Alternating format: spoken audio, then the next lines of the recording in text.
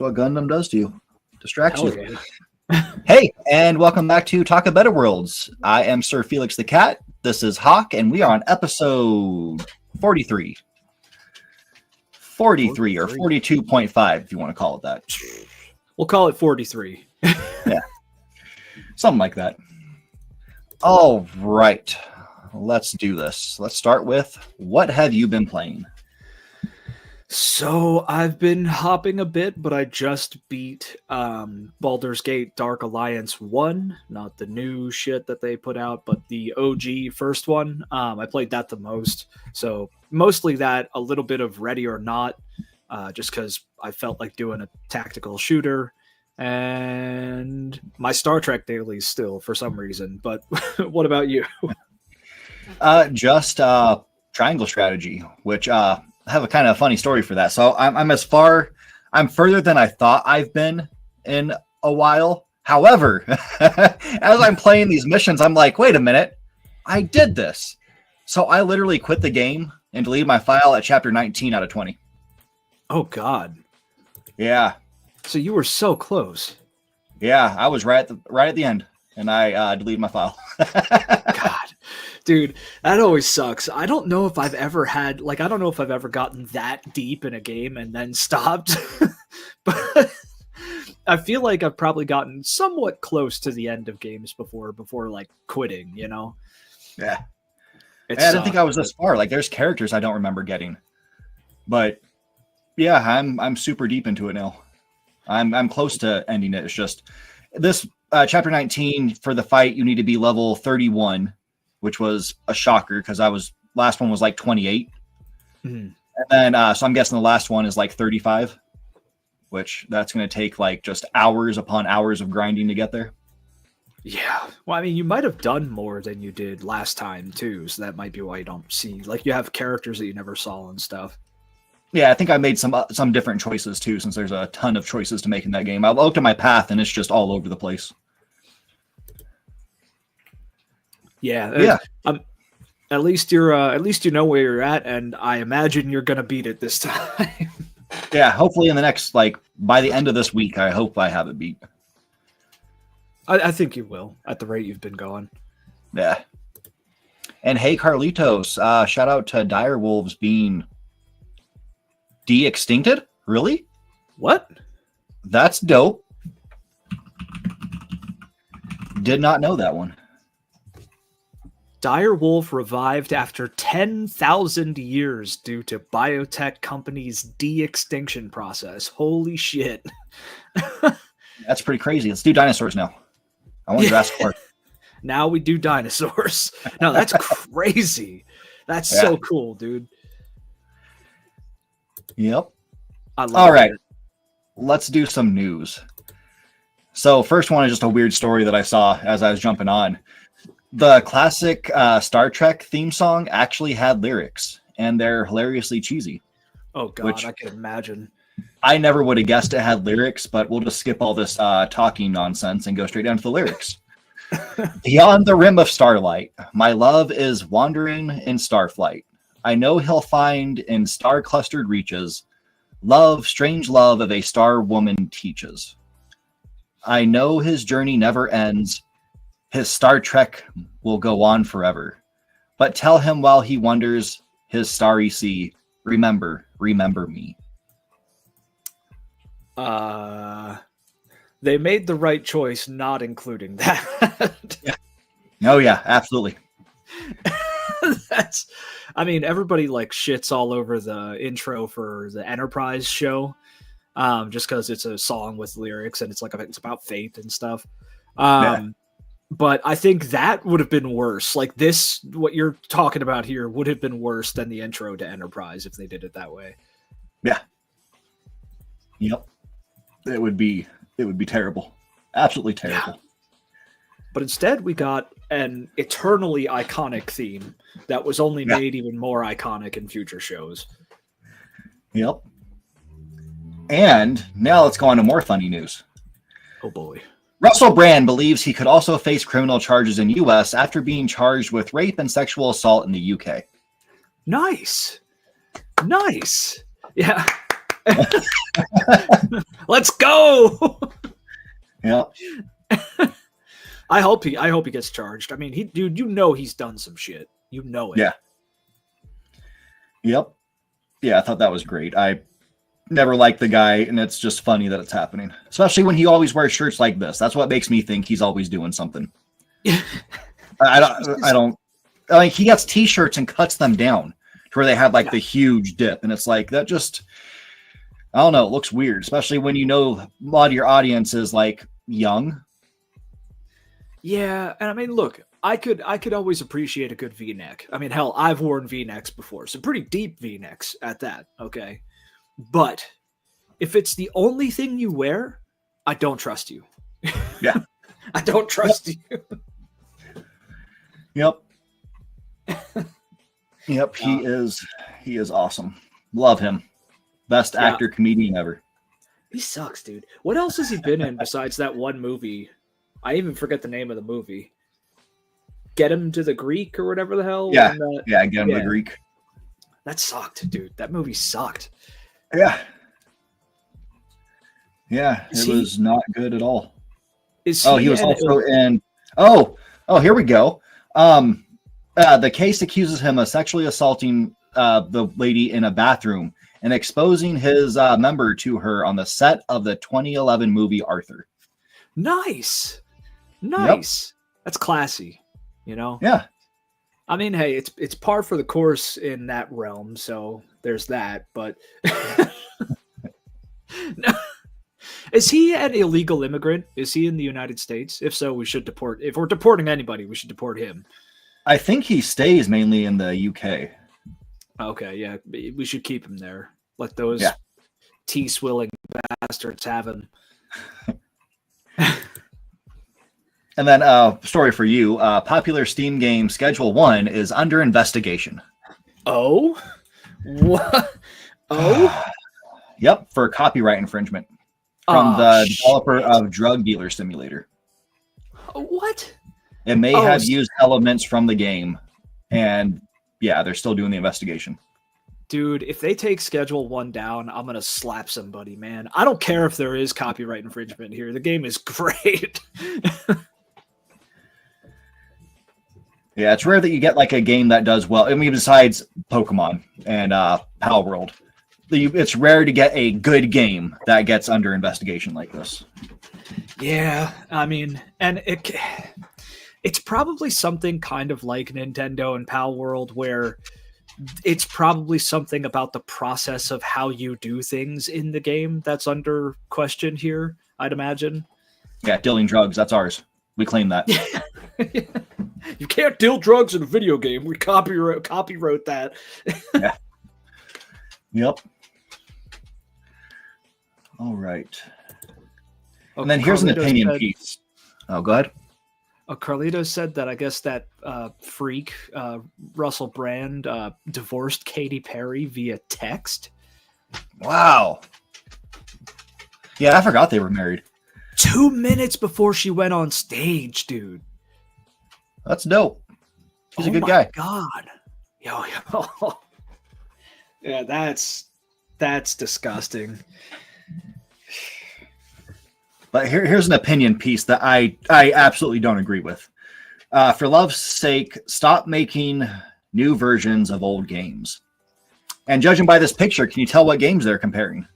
Skyrim and Avowed. Yep. Because that's what media or whatever. Yeah, and they're basically claiming that this is like a copy and paste Skyrim.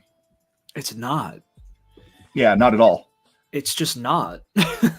Like, so basically, what they're saying is stop making open world RPGs with exploration as a main element and heavy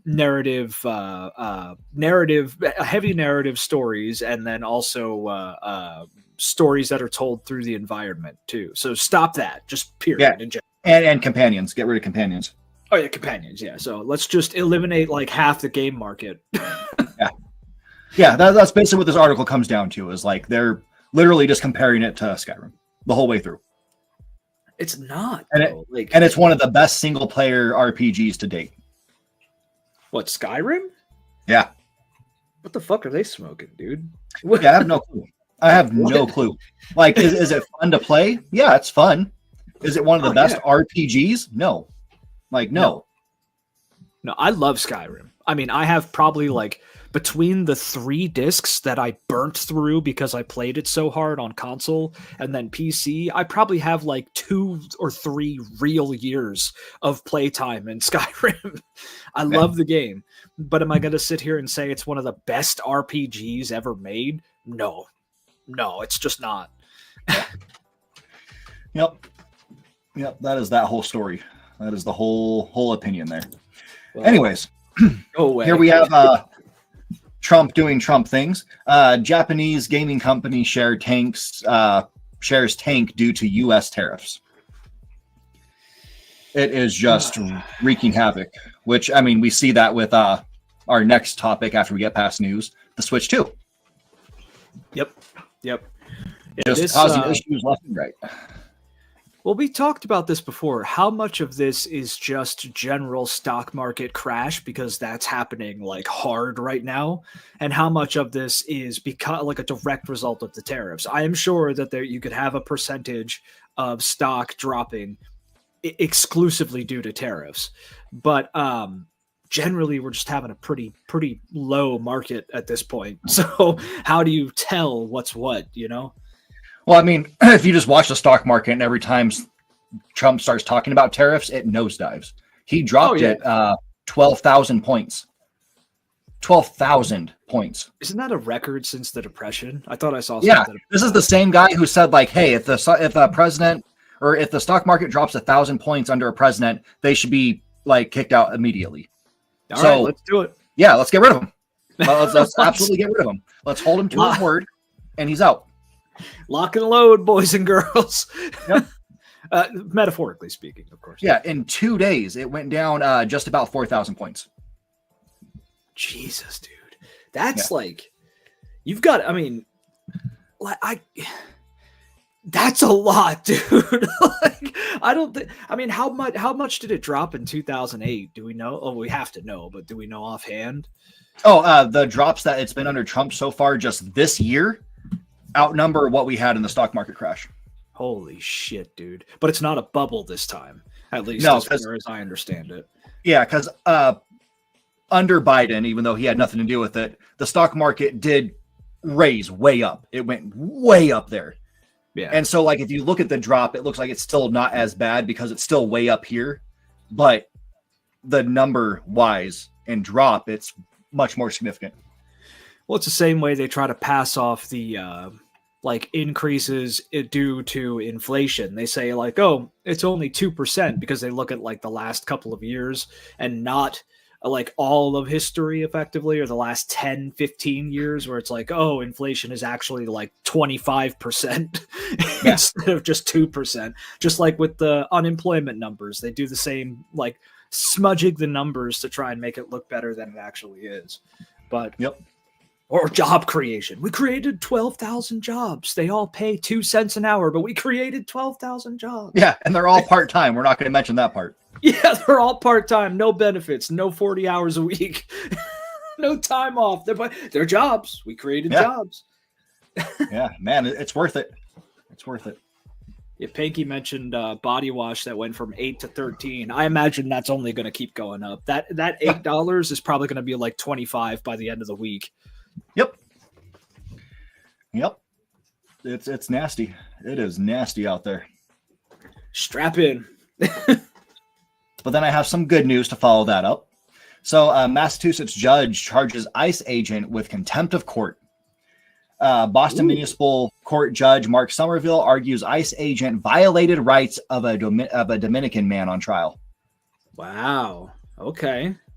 Yeah. So we actually have things that are going pretty well. And part of it was because he didn't turn up to court. He just refused.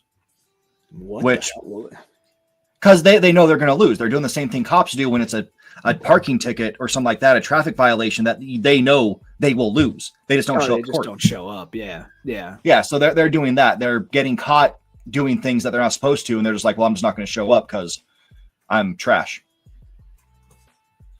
which the Supreme Court's allowing Trump to not return the dude that they wrongfully sent to El Salvador. Yeah. What the Yep. fuck, dude? What the Yep. fuck? Like, what are we doing, dude? Yep. But I mean, hey, we're just letting him go full dictator. at least one ICE agent got slapped on the wrist, I guess. So Yeah, we need this to keep happening. I mean, to be fair, it's Massachusetts, which Boston had this past weekend for the gatherings, the protests against MAGA, had one of the biggest. It was like, I don't know, it was a smaller one was Minnesota. They had 4,000 for the one state. So they had like 40,000 people. dude, I saw just before the show, CNN, which is officially like a right-leaning news network at this point. Yeah. CNN stated there were over 1 million people out nationwide. That's probably a conservative estimate. Yeah. Oh yeah, absolutely. Like you go on Reddit, there's the page 501010, whatever it is, something like that.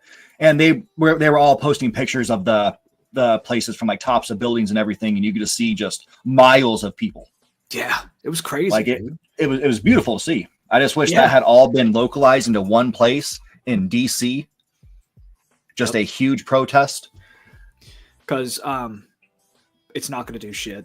Like none of this is going to do fuck all. As cool as it is to see people getting angry and actually going out there, what did we accomplish? You know what I mean? Yep. We need to do it a lot more and general strike. Yep. Absolutely. Now, I will say there is one decent thing Trump is doing. And sadly, it has to do with Kid Rock. But he's targeting, he signed an executive order to target ticket scalping and reselling. Oh, yay. Ticket scalping. Yeah. Yeah, which I do appreciate that. So that story just stops coming up because I hate it so much. Like, oh, my Taylor Swift tickets are now $10 million. I don't care. I don't care. I mean, if you can't afford it, don't go. That's what I do. If I can't afford a show, I just don't go. I really want to go to them. I wanted to go to so many Blink-182 concerts, but you know what? I'm not paying the $200-something they're asking. Oh, fuck that, dude. That's what it comes down to. I just don't do it. I'll gladly miss out.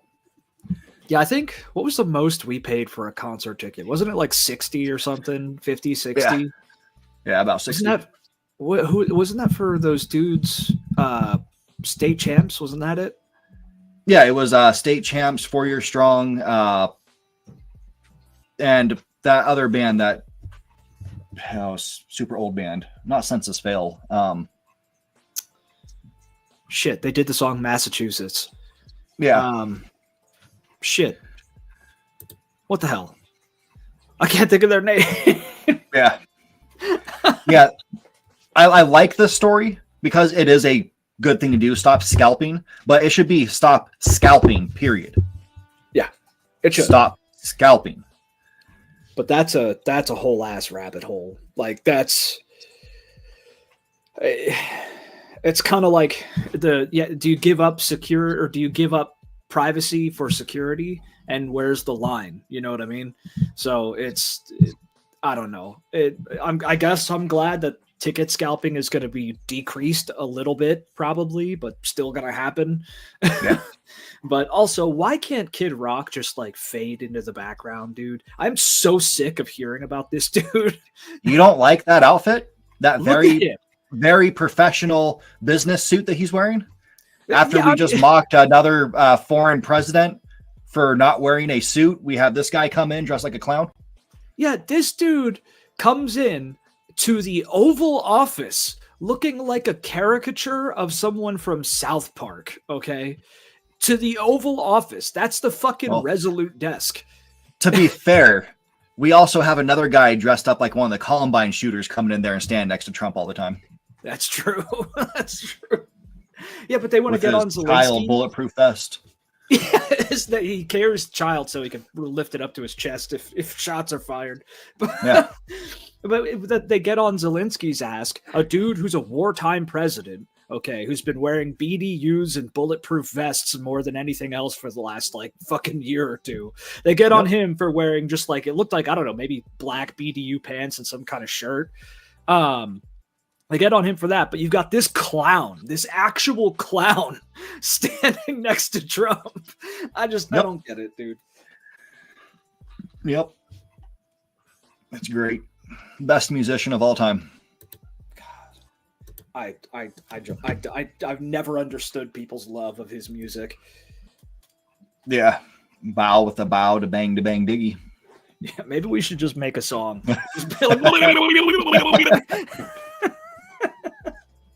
Fucking top the charts. It'll be that like Trump. And we'll break every record, dude. Yep. So let's talk about the fun topic that's been all over the internet for the past few days. Yeah. It's just been all the rage. The Switch 2. So last week we had the announcement. We had the Nintendo Direct, and it was beautiful. I watched it from a GameStop parking lot just in case pre-orders went live right after the presentation to find out, no, they didn't. They didn't give us a price, and everybody was confused. They didn't give us a release date until we had to wait like about 40 minutes later, and then Nintendo did their press release and put that all out there. And it's $450 for a console, $500 for a bundle with Mario Kart 8. Which is cool because Mario Kart 8 is $80 and people flip the hell out about that.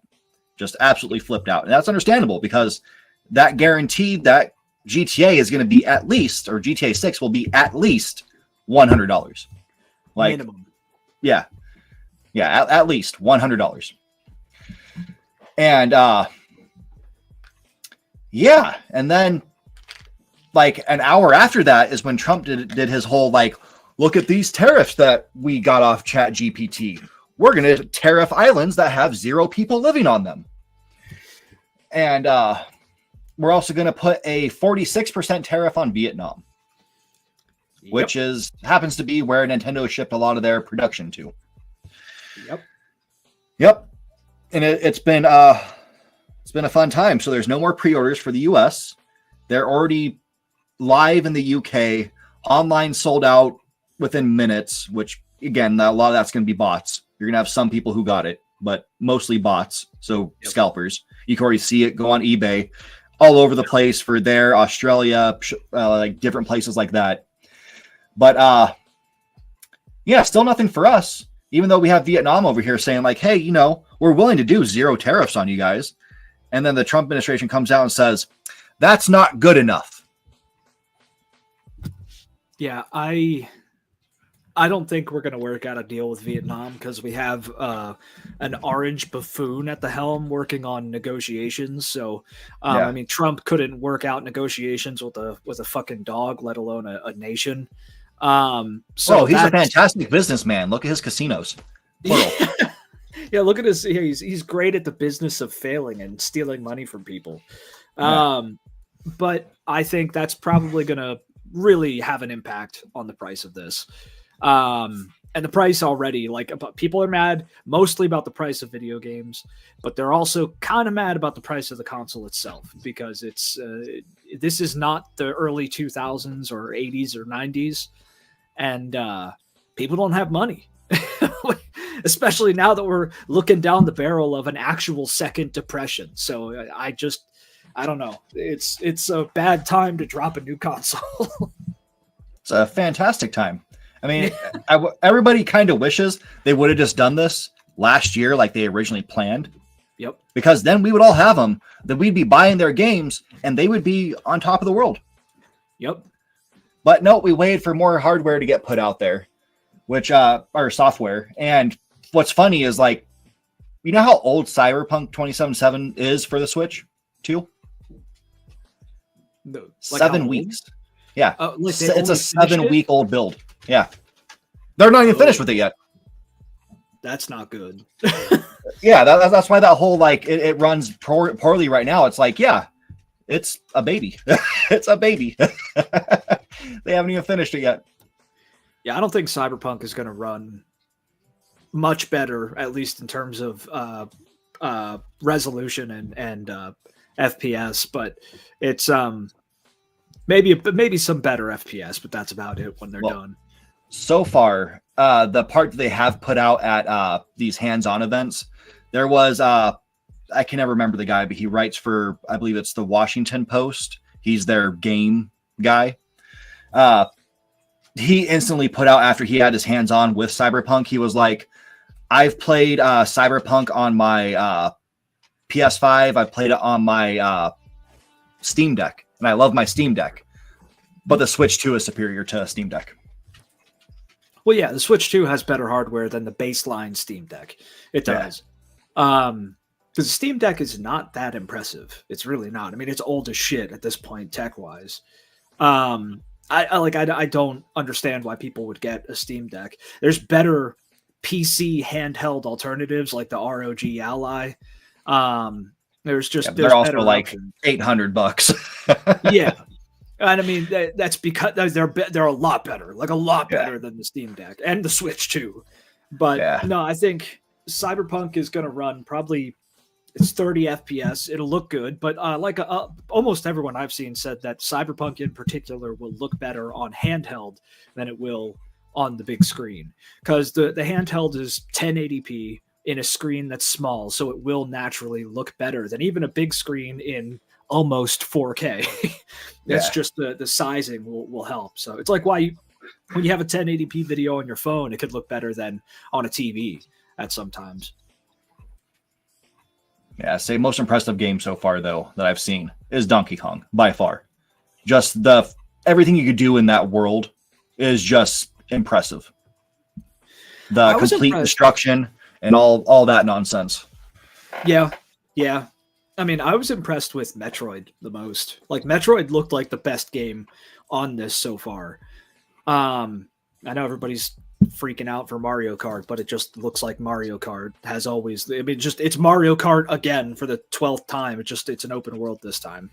Well, it's Mario Kart Forza. I think the only thing I like about Mario Kart that I'm really liking about it is the fact that you don't just like race A, teleport race B track. You drive there. I like that little addition to it. It just makes it feel more alive in the world instead of just basic A, B, C, D done. Which, speaking of Forza, PlayStation is getting, at least PS5 is getting Forza Horizon 5. Yep. That's a bit of new news. Yep, people think it's going to be coming to the Switch too as well, and I don't know if they will put it there. I don't know if there's a big enough market. I mean, the only racer that really sells well on Switch or on Nintendo is Mario Kart. Yeah. I don't know. Even if they do port it, like you said, I don't think people are going to really buy it. But I also just don't think they're going to port it. I don't think it'll happen. Yeah, I think they'd sooner port Indiana Jones than that. Yeah, I mean maybe even Starflop. Yes, nobody will buy it, dude. Yep. Nobody wants that shit. But yeah, other things going on the Switch too is we got an exclusive look at the Dusk Bloods and all that, and had Miyazaki talk about it and how he's trying to reassure everybody on the PlayStation side. This is not Bloodborne 2. I know it looks a lot like it, but this is multiplayer. It's PvEVP or whatever. It's the same as that new game that they're putting out. That's like Elden Ring, but multiplayer. It's the same thing. Yeah. And it doesn't look like Bloodborne. I don't know what the hell everybody's talking about, dude. It does not. It look was like Bloodborne. One city they showed. Like they showed the rooftops of this place. It's like reminiscent of one place in Bloodborne, but nothing else about this game looks like Bloodborne. Yeah, and then they had blood in the name, so I don't think people actually watch this. They kind of listen to things, and they were like, yeah, it's things. And no, I did not see a Tron trailer. I didn't even know they put out a new one. Is it a movie or a game? Because if it's a game, I'm all up on that, dude. Probably the new movie. Well, I mean, even a new movie might be good. Yeah. I mean, as long as the graphics were good. I didn't watch the last one. Wasn't Leto in the last one? No, it was the dude. I forget the actor's name. It was Legacy, right? Tron Legacy. Yeah, I think so. It had the guy who played Achilles' cousin in the movie Troy. Yeah. Garrett Hedlund? Something like that. Oh, but Jared Leto's going to be in the new one. Okay. Oh, okay. Yeah, I knew he was involved with something with it. Cringe Lord, cult leader, Gerard Leto. You mean Jesus's twin? Yes. Jesus' twin. No, the other Tron movie, the last more modern Tron movie was kind of cool, but just also pretty stupid. Like, it's visually interesting, but other than that, it kind of sucked. But Bana was Hector. Oh yeah, Eric Bana was Hector. No, the guy who was in the last Tron movie played what's his name? Achilles' potential lover, maybe cousin, depending on how you interpret the story. What was Why can't it be both? I mean, probably was, They were pretty open-minded there. Yeah, it's like that one game. What was it? Demonicon? It's the whole incest game that I downloaded. It sounds worse now that I talk about it. It's like incest Dragon Age. It just looks so funny. I couldn't help but download that. I was like, yep, I need that. Apparently it's a good RPG. It's just, it gets a little incesty sometimes. Too funny. Funny. Boy.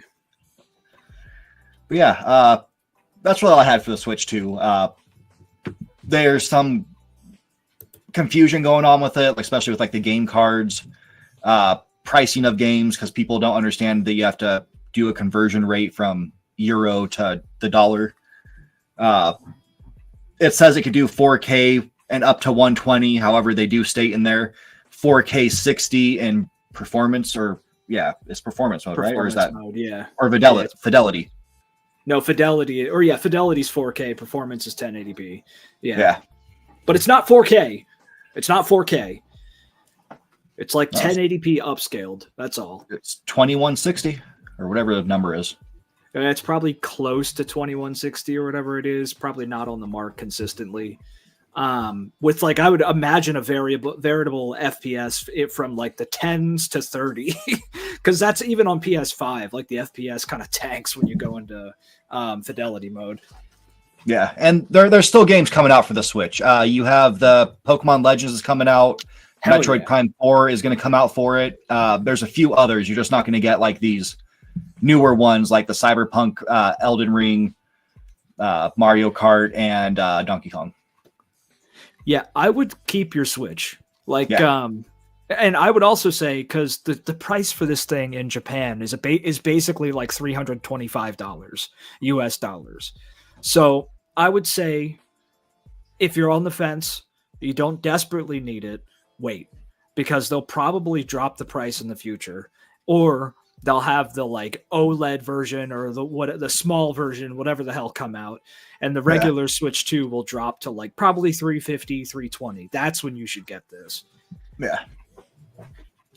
Yep. Yeah. This is, I mean, we're most likely not going to be able to get our hands on this anyways.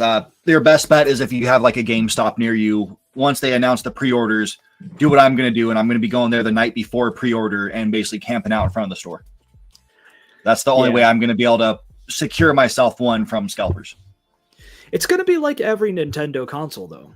Every time Nintendo puts it, and now it's par for the course with any console, period. But every time, this has been happening since the Wii, anytime Nintendo puts a console out, you basically can't get it for the first like year. That's just like, unless you camp, you cannot get your hands on this thing for a year. So I would just get mine till what, 2021? Yeah. I mean, it unless you're hardcore, ready to camp, like literally camp out, just sit on it. It'll come around. And by the time you do get it, there's going to be more games on it to justify it. The price will be lower. Like it'll be a better purchase at that point.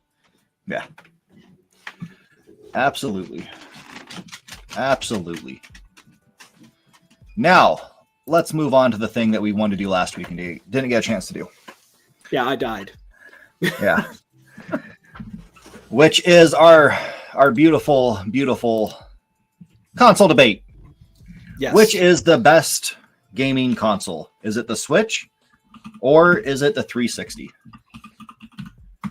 I argue it's the 360. And I say that's blasphemy because I hate Microsoft. That's what that comes down to. Didn't we have a list of stuff we were going to compare them on? Yes. So, and I actually have tiles for each one of them. Okay, good. So, the first one, number of games. Out the gate. Oh, you go ahead. I have images pulled up for this. So we can do that, but you can take a guess at what you think it is. Oh, did I just close my tabs? Oh, no, here it is. I think the Switch benefits from still being active, one, and two, having a bunch of shovelware on it. But in terms of just game numbers, you know what I mean? But yeah. I mean, we could even do game sales, but I'll let you know. Nintendo wins both of those. Switch is going to beat it with sales. I would think that 360 would have more games, but again, because of the shovelware and because it's still active, the Switch probably beats it in the number of games. Yeah, by quite a bit. Do you want to take a guess at how much? Like how much it beats it by, or just in general? Yeah, like how many Switch beats 360 in for number of games? It was mind blowing when I saw this. I'd guess like it's probably going to be high as hell. So like 50,000. No, not that high. Okay. Okay. Because there's a lot of shovelware on the Switch. Just shy of 10,000. Okay. So let's pull this up. So the Switch, as of yesterday, has 12,197 games. The 360 has 2,154 games. Are they counting the Xbox arcade games though? Because that number seems real low. When you do that, that's what you get Moby list games for, and that's 4,825. Okay, yeah, because that 2,000 seems low, dude. Could vary depending on source, but 4,825. Reddit users mentioned 2,154 games. Yeah, so these are all Xbox games, like actual Xbox games, not arcade games. But because we got to count the arcade games too, because they're games exclusively on the Xbox 360. Yeah. Well, I mean, still 4,000 is way lower than 12. Well, yeah, no, but that's where that like 2,100 number just didn't seem right. So 4,000, almost 5,000 seems right. But, and like I said, the Switch 1 has the benefit of one still being active today. Yeah. I think it might have been active for longer than the 360 was in terms of like how long support has gone and shit. But the 360, it didn't have the availability for just absolute 11 years. It beat it. 11 Switch years. is only at 8. But then what it comes down to is to just shovelware, basically. Because Switch is kind of like Steam now, where there's just like 5,000 games that are just shit that people put out there. Yep. All right. And if you heard that, that was my sub pump because my basement's flooding a little bit. Oh, nice. Yep. Lovely. But we can also look at one thing, and I'm pretty sure Switch beats sales for games with just one game. Beats all of 360. Combined? I don't know about that. I don't know about that. What game? Oh, the best-selling Connect or 360 game was the Connect Adventures, 24 million units. Yeah. And Mario Kart sold 67.35 million units. I mean, I don't think that will beat all games sold on the 360, though. Well, if not that, then we can add New Horizons, and it definitely does. You also don't have that many sales. Total sales of the console, Xbox loses to Switch by far. I mean, third best-selling console. I mean, you still have to take Halo 3 into account. You got to take... I don't know. There's a lot of huge games that came out on 360. I don't think that would be combined. I just don't think that would beat that.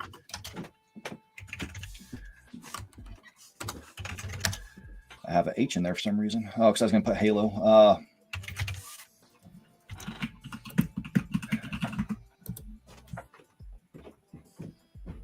Okay, yeah, 353 million. Yeah, that's what I'm saying. Like, there's no way it's beating every game combined on Xbox. Well, then the top 6 games smash it. Yeah. But which the third best selling, I think, is Pokemon. Pokemon Scarlet and Violet. Yeah.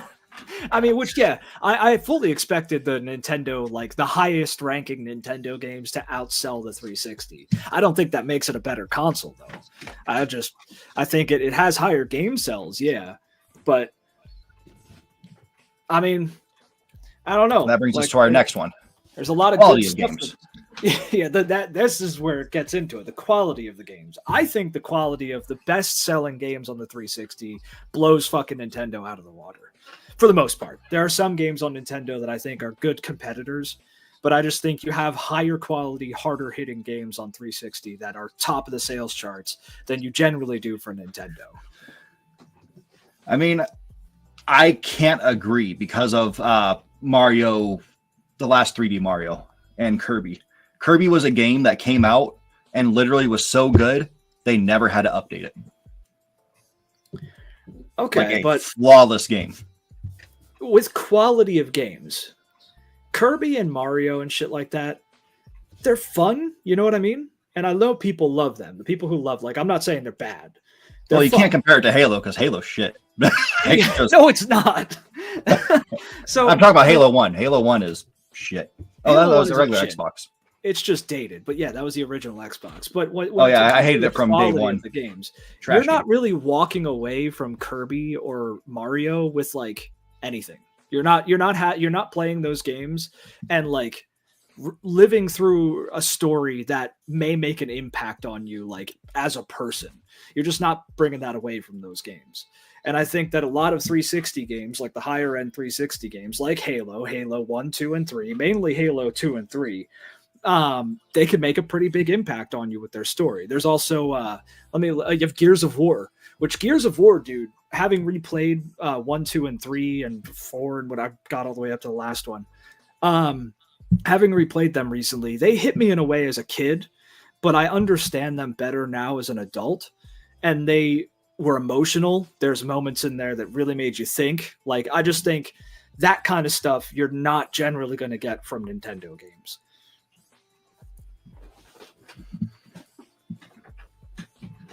I don't know. I'm going to say because it's better hardware, better games. Better hardware? Yeah. Yeah, Switch is better hardware than 360 by far.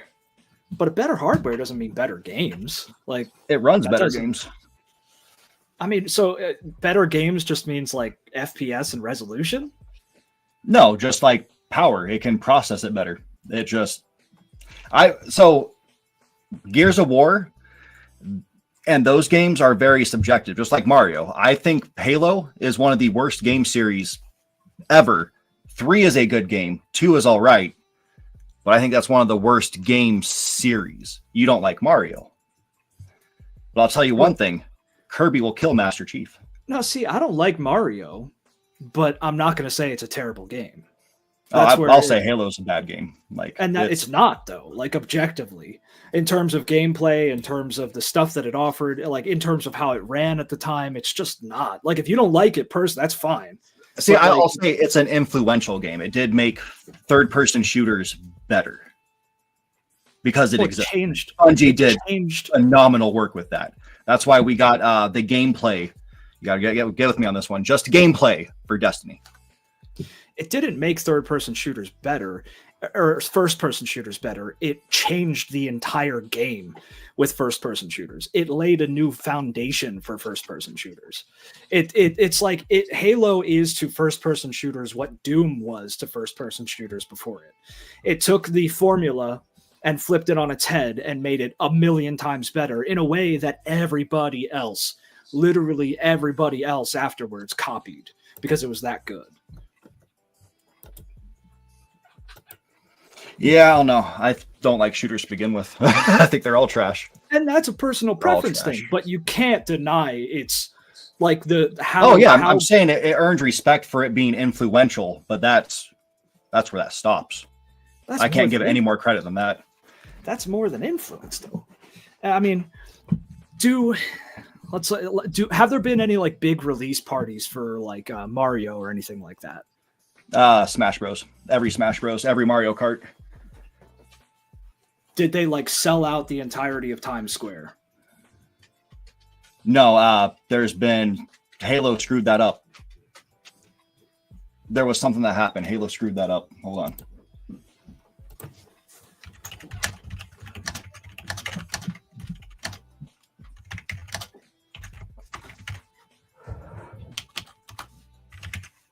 God, type.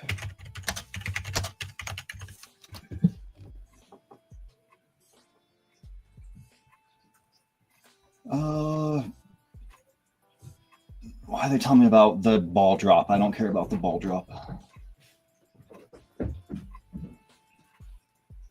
Well, if you look it up, all it talks about is the ball drop.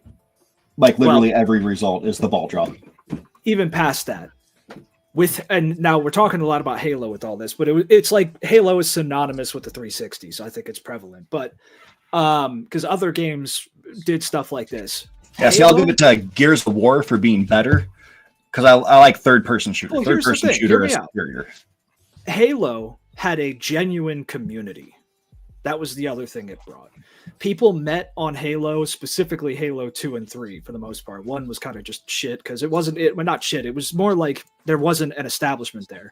But there was an actual community with Halo 2 and 3 where people would meet each other. People would become like really good friends. You would play with people all the time. You would run across some of the same people. Like Halo, and then you had the Forge modes, or you got to know certain creators who would make stuff in the Forge mode and everything. You'd recognize them. If you saw them, you could talk to them. It was a genuine community that Halo created. And I don't think you get that with any Nintendo games. Smash Bros. 100%. One of the most vocal communities online. Well, like they talk a lot online, but like, were they actually talking to each other? Like, what is it like? Yeah, they actually have a community. Yeah, absolutely. Because I never heard about that before. Ever since GameCube. But you could hear about that with Halo, specifically Halo 3, like all over the place. I mean, it's like known to most people that this is what Halo had. Yeah, it's the same thing if you play Nintendo. You know Smash Bros. Community. It's a well-known thing. Yeah, so I'd say those communities are pretty much on par. I would say I would fear the Smash Bros. Community more, because if you don't like the character they don't like, they will get a little vile at times. Yeah, I mean, that's most communities, especially. Yeah. I mean, a lot of Nintendo fanboys seem to be that way with a lot of shit. How dare you not like the addition of Cloud? How dare you not want to pay $80 for a video game? Let me pull out my katana and defend Nintendo. Don't you have a job? No, people were saying that. People were literally saying that on the Treehouse event when they were showing Mario Kart, because people just kept nonstop spamming, drop the price, drop the price, drop the price. And I was getting irritated. I kind of want to be like, you mean lower the price? Because they dropped the price. You know what the price is. That was them dropping the price. But people were going on there like, don't you have a job? Why don't they just raise the price? Here's another thing with the 360, the arcade, the Xbox Live Arcade. It was a platform that allowed indie developers to make games in a time when it wasn't accessible anywhere else, even on Steam. Like, you couldn't really drop indie games at this point on Steam. You could, but Xbox also gave indie developers funding in a lot of cases. And there are some big ass gaming companies, even some that you personally love, that exist today and only exist in the capacity that they do because of Microsoft and the 360. I don't believe Nintendo has any sort of indie program. I highly doubt they do.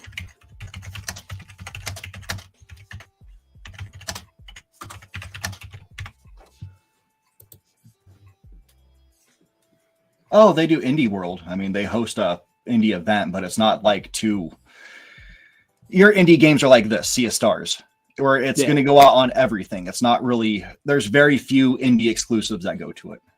They're not propping up indie studios, like actually uplifting studios. Yeah, that's the most they do is Indie World, which promotes self-published games. So it's going to go everywhere. It's already on PC at that point. Yeah. No, I think Xbox 360 should get a point for that because it's like, I mean, the first one I could think of off the top of my head because I played some of their games or downloaded some of their games recently with the intent to play was Spiders. Spiders wouldn't exist if it wasn't for the 360 and for Microsoft throwing money at them for their, I think they had a game called like the Fairy something. But I think that alone is a huge plus for the 360. And I can't see Nintendo ever doing shit like that because they're one of the greediest companies in the gaming industry at this point.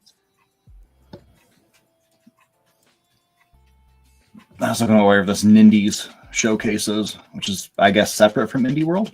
Oh, no, it's the same thing. They just call it. It's just a big indie game showcase. Yeah.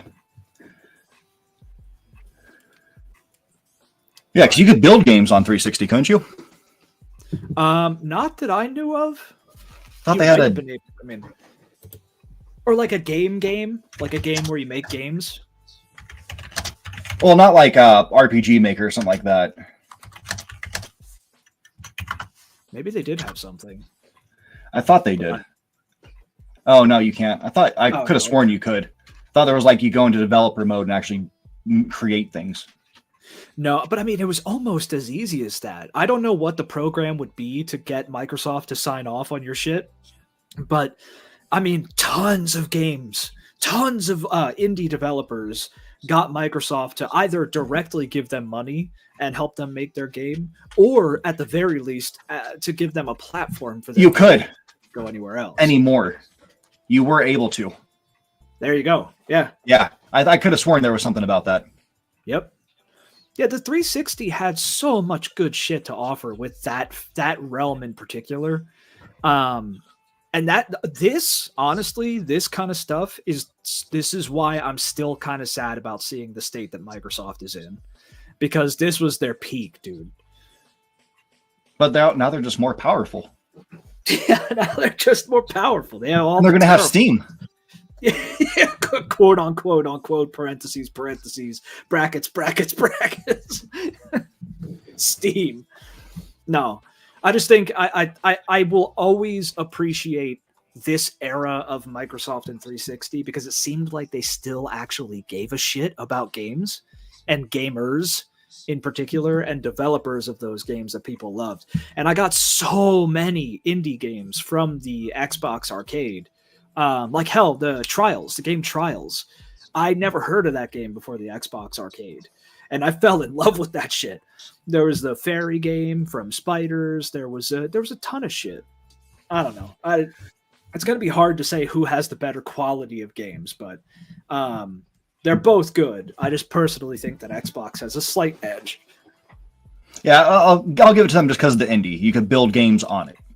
Yeah. I still want to know how you did that. Like, I know it had something to do with going into developer mode. MVG talked about it once, Modern Vintage Gamer. Because he used to dabble with that. Oh, see ya, Pinky. Thanks for coming. Ya. Oh, I was supposed to ask Pinky what kind of music. Yeah. Oh. I meant to ask last week because it said the same thing as he was taking off. And I was like, what kind? We could do it on Discord. What instrument? Yeah. Yeah, I don't remember to go to that. I have Xbob. Xob. The Xob 360. The X Glob. No, and on a personal level though, when it comes to like the quality of games, what I look for in a game is an experience that I could take away from it. Like a story that I can hold on to and maybe even learn something from or identify with. And I personally got that more from 360 games. Now, do you count that as a time exclusive as well? What do you mean? Like, say a game first dropped for Xbox, and then later it goes to like PlayStation. Like, say Indiana Jones, for instance. How it's Yeah. first on Xbox, and now it's going to PS5. Would you count that as going towards the Xbox? Even if it wasn't owned by, like, if Bethesda and them weren't owned by Xbox. Yeah, I would. Even if it didn't go to the other console first. I mean, like, well, would I count it as an exclusive? No. But I would count it towards the list of games just generally on the Xbox. But I wouldn't. I don't think you can call it an exclusive if it's just a timed exclusive. You know what I mean? Yeah, because I really wish that Nintendo had just bought the rights to Octopath Traveler. Well, I wouldn't have it on PC then, so I'm glad they didn't. Oh, yeah. You just play it on your Switch. I could, but I want to play it in 4K. Play it on your Switch for $60. Yeah, that's the other thing. I got it for like $5, dude. Yeah. Let me see. I guarantee it's still $60.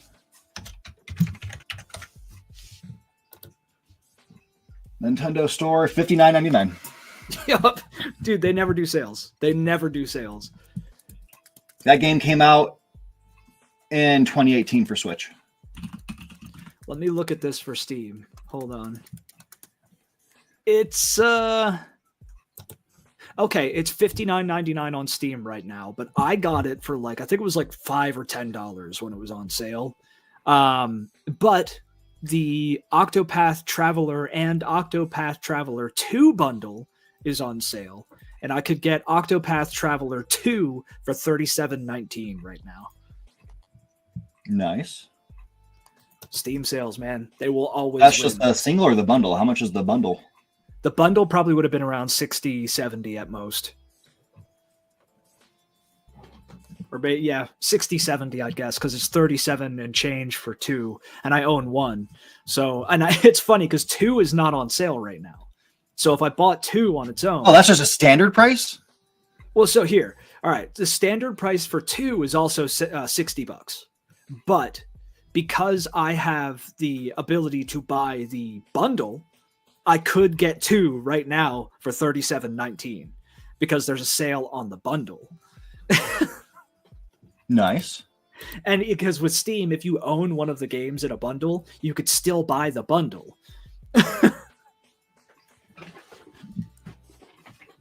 Oh, yeah. The Switch doesn't let you do that. Yeah. Say they're selling Doom 1 and 2, and I already own Doom 1. You can't buy the I bundle. can't. Yeah, I can't buy. I have to go buy 2 separately. Well, here you go. This is, if nothing else, this category, online services, I think Xbox is going to win. That we can count that towards online services. Hands down. Actually, yeah, that's a Steam thing. Sorry, but Xbox, in terms of sales, Xbox had great sales. It did. Well, we can also do for online service. Which one has voice chat? Xbox. Yeah. Switch users can use your phone. Oh boy! I mean, we all have one, don't we? Yeah, everybody has phones, don't they? Yeah, no. Like, so online services, I think the Live, like Xbox Live, was pretty cheap for the time. I think it was like $60 for a whole year at most, which I think Switch is still cheaper now than any of the others have ever been or will be. Yeah, $20 for a year. Yeah, that's good. But the connectivity was generally better from what I've seen on 360. It had voice chat, just came with the package. It had, the audio was pretty good on the voice chat too, especially if you had a good mic. It had an audio jack in the controller, which I don't think does the OG Switch 1 have an audio jack, like a headphone jack? No. See, yeah, you can't do any type of voice chat. The smaller version of the Switch, what is it called? The Lite. The Lite. The Switch Lite does have a headphone jack. Oh yeah, it can do headphones, just not mic. Oh, okay. Yeah. So no mic. Yeah. So what else could we look at for online services? What's the benefit of having 360 Gold or whatever they used to call it? Yeah, I think it was Gold. Xbox Live Gold. Yeah, I think they had silver and gold. Silver was like you could play online, but you couldn't get sales and shit, I think. I forget. But gold, you had really good sales that were exclusive to gold. You also had free games. Well, sorry, quote unquote free games. Yeah, you're paying for it. You're paying for it, but you're paying fucking significantly less than if you just bought it on its own. So every month or every week, I think, actually, they would have, it was every week or 2 weeks, maybe every short period of time, they would have a couple of games that were either on a deep, deep sale or free. And a lot of the games that they gave away for quote unquote free, paying for the service, were pretty damn good games too. It wasn't just like throw off, odds and ends shit games. Sometimes they had that, but they do basically what Epic does, where they give away a game, except for Epic, and it really is free. But yeah, they gave away a game every week or 2 weeks or whatever the hell. So do you kind of get like that PlayStation Plus? Oh yeah, PS Plus too. Yeah, but they started doing that after 360 was doing it though. Yeah. Switch, you get a bunch of games, which you get all the old emulator games, and there's a ton at this point. At this point, there's an insane amount. Only one has ever disappeared, and that was a game exclusive in China. So, or not China, Japan. So it didn't really affect U.S. players. But yeah, and they're adding, like for the Switch 2, it's going to get the GameCube, which I wish they would have put that for this one. But you have NES, SNES, Game Boy Color, Game Boy Advance, Sega, Genesis. Okay. And I feel like I'm missing one, but that might be it. Yeah, it's usually like they're big titles. Like you can play every Metroid game, essentially, except for Prime 2 and 3 right now. Okay. Yeah, I think the Switch, like Nintendo, is learning what to do with an online service. They're like coming to grips with how to do it right. You know what I mean? Yeah. And I think they might get there, but I will say is their sales, you don't have to have a membership in order to take advantage of their sales, which I appreciate that, even though their sales are still more expensive than Steam, but you're paying that Nintendo tax of like an extra $5 for some reason. Everything's more expensive than Steam. But with the 360, if I remember right, you still had sales if you didn't pay for gold, but the sales that you got with gold were significantly better than the ones you had if you didn't have gold, if that makes sense. Yeah, so it's like a GameStop membership. If you have Pro, you get an extra part off of whatever it is. Yeah, they were just better sales. They still weren't Steam good. Nobody's going to be as good as Steam, but hey, Stadia was great. At the last month of it, I got all my money back. And I still have the games. Got all your money back. And then I lost my service, so it was great. Fantastic. But I got a controller. Got a controller for free. You did get a controller. Dude, you could probably sell that for a lot of money in the future. Oh, people are selling them like crazy online. Well, yeah, just wait 10 years. Some shit like that. It'll become like a classic, rare controller that nobody has and like a niche group of people want. Yeah. But I want to get an 8-bit Duo or whatever they call that company that they come with a little adapter that you can actually hook up to the Stadia controller and I can play it on my Switch. Yeah, that'd be cool. Yeah, because the Stadia controller was actually pretty good. I like the weight of it, the feel of it. Like it's a good controller. Yeah, it was damn close to the fucking 360 controller. Just the sticks are in different controllers. It's just instead of having the stick up top, it's down by the other one. That's the part I didn't like the most because I'm so used to the 360 era, shifted stick alignment. It just feels right. It's hard to use anything else. So off topic, have you seen that moddable controller? Is it an Xbox one? It's for anything. So you can say you have the D-pad up here and the stick down here and you want to switch it, just go ahead, pop open this little flap and switch them. Oh? Yeah, you can swap everything around. You can have both sticks up top if you want, have both sticks on the bottom, have them back and forth. Yeah. Can I have the sticks on the sides? That'd be dope. I want the sticks under my controller. I want to use the sticks with my index finger. Yeah, I'm trying to find the name of that company. Watch it be just like moddablecontroller.com.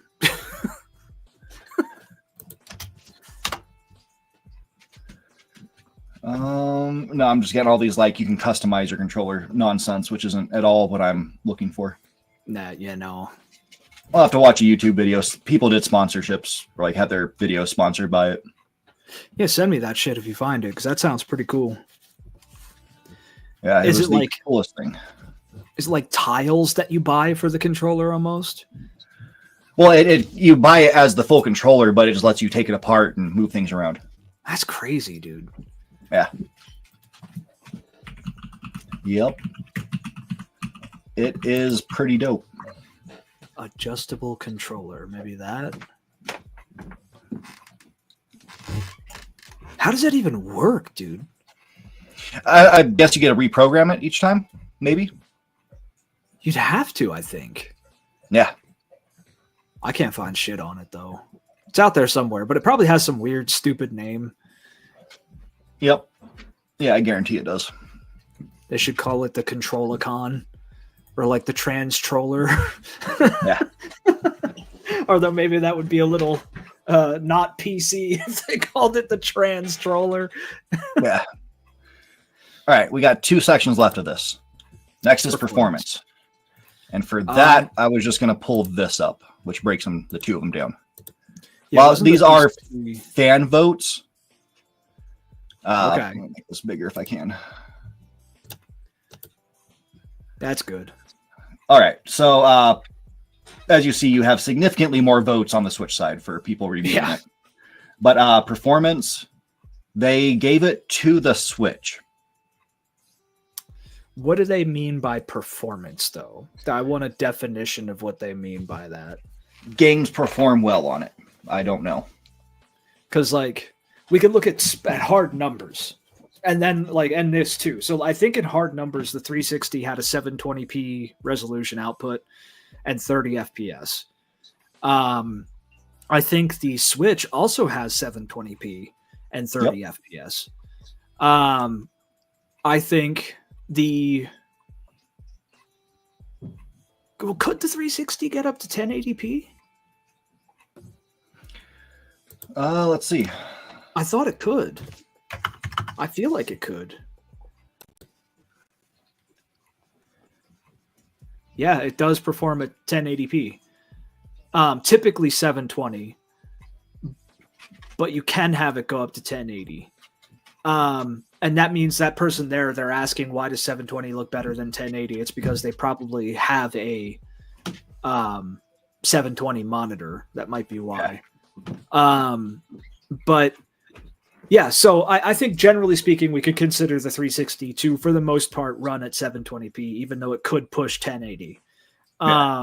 Both are at 30 FPS. Performance-wise on games, I don't know. Like, have you heard of many games on the Switch, because you're more immersed in Switch stuff, that have been bitched about for their performance? What have you heard about games with performance? The games that people complain about performance are ones that had to be specially built for it, which is like Witcher 3, No Man's Sky, and then Sonic, which had issues, the same issues on every console it was on. Yeah. But like, if we were to both look at like first parties, we have like Halo and Mario, Kirby, all of them. I think they're both pretty much on par. They don't. Yeah. They make games good for their own systems. Yeah. Like, because the first party games for Nintendo, I have not heard anybody really bitch about them in terms of performance, but I've also really never seen personally or heard anybody complaining about the performance of first party games for the 360 either. I think they're pretty even in that aspect. And I think this reflects that basically. Yeah. And then build quality, the Joy-Cons, that hurt it. Yep. Absolutely. Ease of setup, I do agree Switch is easier to get going because you literally don't have to do anything with it. You don't have to do anything with the 360 aside from make an account. That's it. I don't have to plug it into my TV. I just turn it on and start playing a game. Okay, I mean, if you're considering that, then yeah, the Switch is easier to set up. Unless you want to dock it. And don't most people play it docked? No, most people play it handheld. Oh, okay. Yeah. Okay. I thought I saw most people play it docked. I don't know. I could be. Families play it docked. I have seen that. Well, if it's like a family sharing it, they'll play it docked. Oh, okay. But okay. And there's also dumbasses talking about the OLED, which that can't count. Yeah, because it's ahead of the time for the 360. Yeah, the screen just destroys both. Yeah. Yeah. I mean, and well, the 360 just doesn't even have a screen, so we could just keep the screen out. So ease of setup, yeah, I'd say the Switch is easier to set up. This is a hard one because they both perform really well. However, have you heard of any problems with the Switch where it dies? Like some kind of defect that kills it? With the only thing I've ever heard is people have had their port break, the charging port. I mean, you could get that fixed. That's not bad. Yeah, and then if you let it die too many times, like drain your battery because you're too stupid to charge it, it can just permanently die. But that's like any plug-inable device. You do it to your phone, same thing can happen.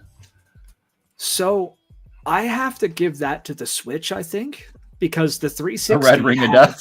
The red ring, dude. Like now they fixed that for the most part after the first or second wave of 360s, but I like it did have problems with overheating sometimes, and it would die.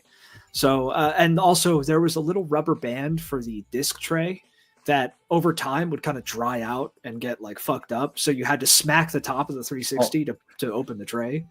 When you're playing your 360, you're supposed to stick a knife in it. Yeah. You do the glitching and stick your knife. No, that's only Call of Duty players. But which I will say I was one in the 360 era, but I never did that shit. No, but I think on a hardware malfunction level, 360 loses to the Nintendo. The storage capacity was higher than the Switch, but the games are smaller for the Switch. Yeah. And again, they rely not on the internal storage; they're all external storage. Because I mean, half of that 32 is completely taken up by system information. Yeah. The newer 360s had inbuilt Wi-Fi adapters, but my 360, which was like wave 2, built like a fucking tank. You could probably shoot it and it'll still work. Okay. Yeah. My 360 did not have a Wi-Fi adapter. I had to buy a separate piece. Yep. It's a little like black box with 2 antenna things on it. And that's how you can get internet with it. So I think that I should give to Switch too, because I mean, it comes built in with everything you need right off the bat. And the 360 does that now, but didn't always do that. Yeah, at the same time, if you get the original Switch, you couldn't do Ethernet. You had to buy it. That's why I had to buy this dock. I needed Ethernet port. Shit, okay. Yep, I'll also play one game. One game I have that's a cloud game. I bought this dock, and I haven't even played that game since I bought the dock.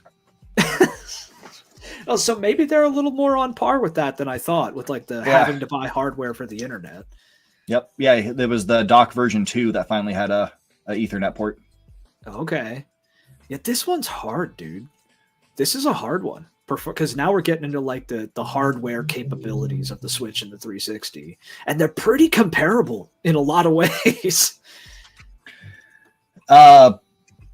The RAM would be the only kicker.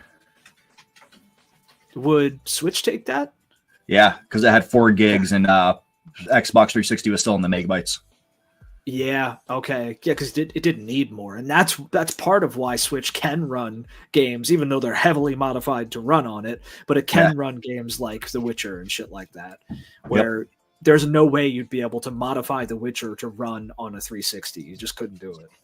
Yep. So, yeah, because also to compare it with Red Ring of Death, you have the Joy-Con issue. Yeah, the Joy-Cons just fall the fuck apart. Yeah. Now, I think Switch would take this one, but by a slim margin. Just kind of like in the votes there. I think Switch takes this one. But it's damn close. Now, if we compare it to the 360S, it is better because, I mean, it's the upgraded version. Yeah, that's the beefy big boy 360. Yeah. Yeah, the 360 Pro. Yeah, which we're not looking at that one. We're looking at the OG, good old, slap your mom 360. Which is crazy because the Pro version was only 20% faster than the Switch. Shit, that's crazy, dude. The Switch, like, genuinely, the Switch is good hardware for, I don't know, like what? When did the Switch 1 come out? 17.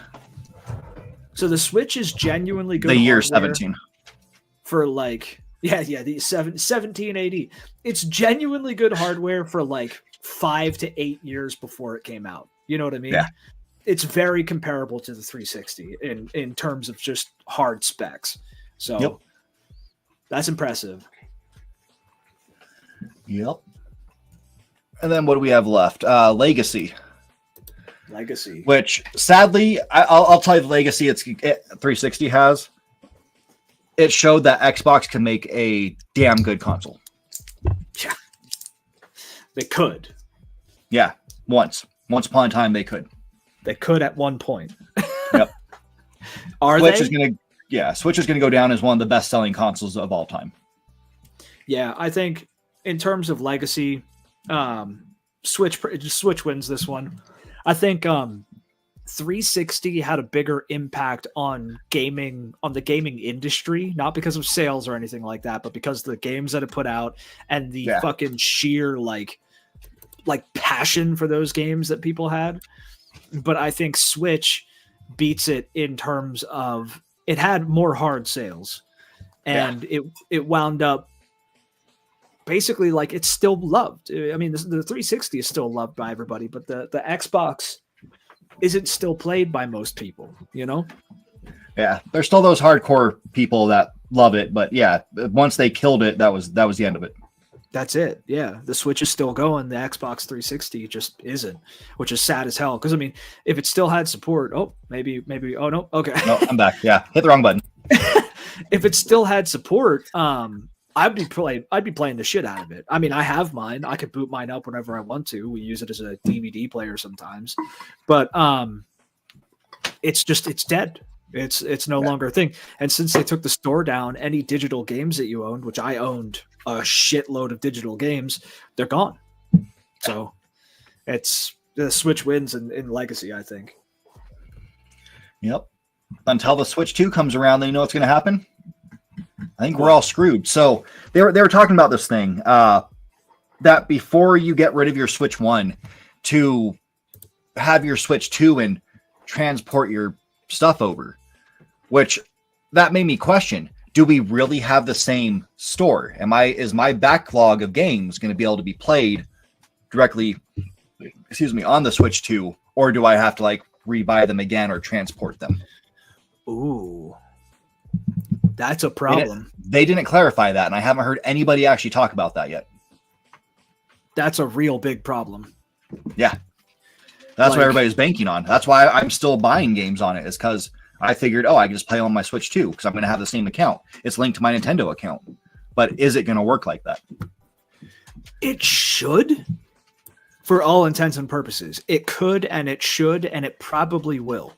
Where it's a different storefront, it's a different thing in general, but all of your games are like ID coded to your account.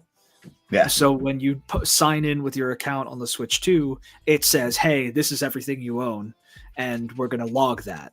But are you going to be able to download all the games that you own on the Switch 2? Like, did they say, like, how many, is the whole store going to go over? Like, what's happening with that? I mean, so far, all they've talked about with it is there's some games they have issues getting to run perfectly on the Switch 2. Because, like I said, instead of having them play natively, even though you can pop your game in there, what the Switch 2 is actually going to do, it's going to read a file off of your cartridge and emulate the game. Yep. So that's where it really concerns me. Like, am I actually going to have these games? No, you won't. That's my guess. Are you still going to own them? Probably not. No. Yeah. It'll just be an emulation. Yep. It's going to be trash. Well, and that's the thing. Like, this is the end of physical gaming. period. I mean, every company is switching more and more towards digital, and most people, including myself, play almost exclusively digitally.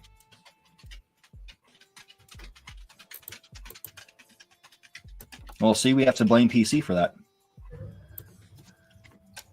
PC's fault. I don't know if that one was PC. I don't know if it's, I mean, because Steam has always been digital, obviously. But a lot of, I mean, I don't know when it started. It's hard to pinpoint because like the last computer that I got had a disc tray in it, and it wasn't like super, super long ago. The computer that I have now has no disc tray. I had to get a USB tray for games that I own physically, like old games. I had to buy a separate disc tray for it. So at some point they started selling PCs without trays. But when did this start? When did the whole shift to digital really kick in? I think because 360 participated in it, PS3 participated in it. Xbox One was a big participant in it. If I had to guess, I would put it on Microsoft with the Xbox One because they were really pushing that back in the day. I'm just going to blame PC. I'm going to blame it on Steam, 2004. Oh yeah, Steam's been around since the dawn of time. So I mean, it probably started with Steam. Yeah, because people started seeing that. They kept adding more and more games. People kept doing that, and it made like disk drives and PCs irrelevant. And then everybody saw how easy it was to buy from Steam. Sony saw that, Xbox saw that, and they started doing the same thing. But at least Steam still has some integrity. It started it, but at least Steam isn't horrific yet, like the 360 or like the Xbox store, or like the PlayStation store, or like the god awful fucking Nintendo store. Well, I mean, if you want to see who's to blame for it, I think it was Nintendo. Probably. They're to blame for a lot of bad things in the gaming industry. Them and Sony. It was Nintendo or Sega. One of them had you plug in like your phone line to the console and you could actually get a game. You could rent a game. What the hell? Yeah, this was back in the day, like way back in the day. Let me see if I can find it. That sounds like a Nintendo gimmick. Oh, it was Atari. It was Atari. Okay. Yeah. Okay. Atari 2600 users could use a specialized cartridge, connect to their phone line, and to a central server and rent a game for 5 to 10 days. There it is. There's the and then Famicom, Nintendo. Yep. And then Steam is the one that really blew it the fuck up. Like Steam is where it did really grow with Steam. But I still contest that the Xbox One and Microsoft's digital push on the Xbox One was the definitive like tip over the cup. Like when the water started to flow over the edge, it was with the Xbox One. That's my guess. Yeah, God, after blaming Steam, they then blame Amazon. Amazon? Yeah, Amazon Digital Services. When the hell did that start? 2004. Shit, I always forget Amazon's been around forever. And then it was completely sealed in the 2010s when we all found these things called cell phones. Oh yeah, cell phones are the death of mankind. Cell phones are literally our doom. Yep. Or sorry, smartphones. But yeah, did you keep a tally of this one? Of our points here? I should have kept a tally. Let me go through the banner. So number of games that went to Switch, quality of games went to Xbox, online services went to Xbox, performance went to Switch, so it's 2-2, and then legacy would make it Switch a winner if we go for that. Yeah, that works. It's a close enough win. Yeah. Legacy being in there with it being one of the best selling things ever. Yeah, I mean, and like in hard sales numbers, the Switch definitely beats that shit. Like nothing has beat the Switch in terms of console sales and like a lot of their highest selling games. But this is a close enough competition that it doesn't feel wrong. You know what I mean? Like Yeah. the 360 has a great legacy, has great games, has a great established like lore. You know, the 360 is amazing, but the Switch is pretty damn good too. And even as someone who doesn't primarily play the Switch, I could still appreciate it. And I mean, if we want to be fair, we're going to call out Sony for the lies they're telling, how they just keep finding new PS2s that sold. Oh yeah, we're adding another 10 million. Yeah. Nintendo would be the top 2 best-selling consoles, the DS and the Switch. Yep. I'm not surprised at all. Like the DS #1 sold like fucking absurd, dude. The DS just blew up, but then the Switch beat that, didn't it? No, it's right below it. It's 4 million below, or 3 point something below it. So the DS is still the best-selling console. Yeah. That's crazy, dude. Yeah. I mean, but again, I think they include all the DSs, not the 3DS, but like the DSi, I think that was one. That's not entirely fair then. Yeah. Unless they show it here separate. They got to be separate listings, in my opinion. Yeah. What's sad is the Xbox, they also count in the Series S Xbox 360. What? Yeah. No, not that. Not the 360S or whatever it was before the Xbox One. Yeah, they count that into the total of that. That's not fair, in my opinion. It'd be like saying the PS4 and the PS4 Pro are the same console. Yep. They're just not. They count those together too. So we're going to end up counting the PS5 and PS5 Pro together. Well, those might be the same console. Yeah. Those are the same fucking thing. But no, I think that's a little cheap on their part. Yeah, I'm sure PlayStation for the PS1, they count the original PlayStation and the actual PS1, the smaller one. Yeah. I wouldn't be surprised. But even still, I think the original DS and the 3DS are probably some of, if not the best-selling consoles of all time. Everybody had a DS, dude. Everybody. Yeah, 3DS is lower than I thought it would be. It's about to get passed by the PS5. Shit. Yeah. Well, I mean, I guess like a lot of people didn't like the 3D part of the 3DS. Like it hurt your eyes. It was gimmicky. Oh, it was trash. It was a cool system if you just turn that off. Just never turn that switch up. Yeah. I mean, that's what I did. I never turned it on. And I loved like what was that like Hawaiian Pokemon game that they had on the Sun and Moon. Yeah, those were good, dude. They had some of the best Fire Emblems on there too. Yeah. Yeah, the Wii is a lot lower than I thought it'd be because the Wii was impossible to get your hands on back in the day. PlayStation 4, PlayStation 2. Yeah, I'm really surprised it's as high as it is. I'm just blown away by that. Well, see, the PS4 started like it overtook Microsoft because that was the Xbox One PS4 age, and PS4 just shit all over the Xbox One. So that's when they were allowed to take the lead. Otherwise, the One would probably be there, if it was good. But yeah, PlayStation, and the PlayStation 3 outsold the 360. I'm just gonna say it. I don't trust Sony, dude. I don't trust their numbers.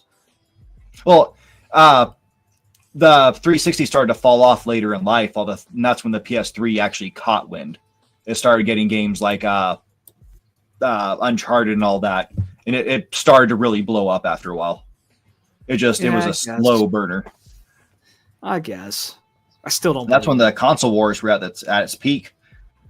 That was the time it started and ended because it wasn't really going on with the PS2 versus the Xbox. It wasn't. They were too new. Yeah. There was no like dedicated froth mouth fucking fan base for either of them. Even though I liked the I played the PS1 more than I played the original Xbox. Like I didn't even play Halo 1 outside of playing with my friends at their houses until I got it on PC when it first dropped on PC years later. So Halo 2 and 3, that's where it was at for me. But yeah, No, it's interesting to see the console sales like this because they even smaller ones can feel a lot bigger than they actually are. Yep. I'm just surprised the Game Boy Advanced is so low. I felt like that was everywhere. I think I was the only person I knew with the Advanced. No, I had 4. I had the original one. I had the SP. Or I had 2 different SPs. And then I had... later in life, I got another one of the original ones. I got the clear purple one that was like the original token one. What was that box one? Is that the SP? Yeah, it was the one that has the clamshell. Yep. Yeah, okay. I love that one. It had a backlight to it, so you could actually see it. Yep. But the only thing that made it bad is I've told you about that game. The vampire game that was made by Kojima that you had to use the sun. Yeah. Yep. So on the regular Advance, your cartridge goes in the top. So it's right there where the sun is. On the SP, it goes in the bottom. So if I want to use that, it's like hold it like that, charge it up, go play. Hold it like that, charge it up, go play. Yeah. Which that game sounded like an awesome idea. That's a really, really cool idea with the sun and shit. But or just cheat and use a lamp. Now that I think about it, more people that I knew had the clam Game Boy Advance than the other one. I had the regular old, like first gen, like see-through purple color Game Boy Advance. Yeah. But everyone else had the clamshell ones. Yep, they were nice. GameCube is super low and it's sad, but it beat the Wii U, so I'm still happy. Dude, the Xbox Series X and S are at 28.3, and that's both the X and the S together. Yeah. Yep. Oh, shit. That's sad, dude. Well, it's sad that they did better than the Vita, because the Vita was great hardware, but it got no love. That's one that I bought years and years afterwards. I bought the Vita. It was then sold by somebody. But I bought the Vita, and I never saw anyone else who had a Vita. But until I met you, I never heard of anyone else owning a PlayStation Vita. Yeah, and then here's the real tragedy. Dreamcast. Yep. Because this system was so far ahead of its time. It was. It really was. It was competing with the PS3 when it was still the PS2 days. Yeah. Yeah, dude. I remember you mentioned something about that. I'm like, no way, no fucking way. The Dreamcast was like had that level of hardware in it, and it's like, okay, it does. The Dreamcast was seriously ahead of its time. Yeah. I wonder why nobody picked it up. It probably just didn't have a bunch of good games on it. Bad marketing, like just terrible marketing. Yeah. Yeah. Dendy? Oh, that's ancient shit. Yeah, I don't even know what the heck that one is. Micro Genius?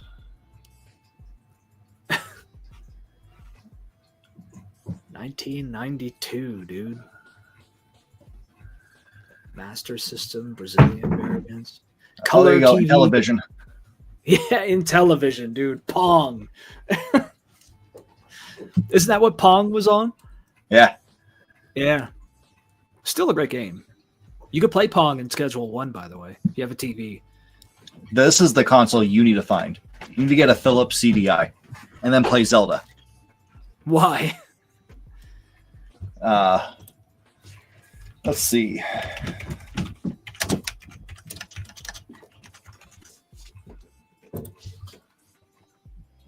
Let's go to images. Oh, this piece of shit. Okay.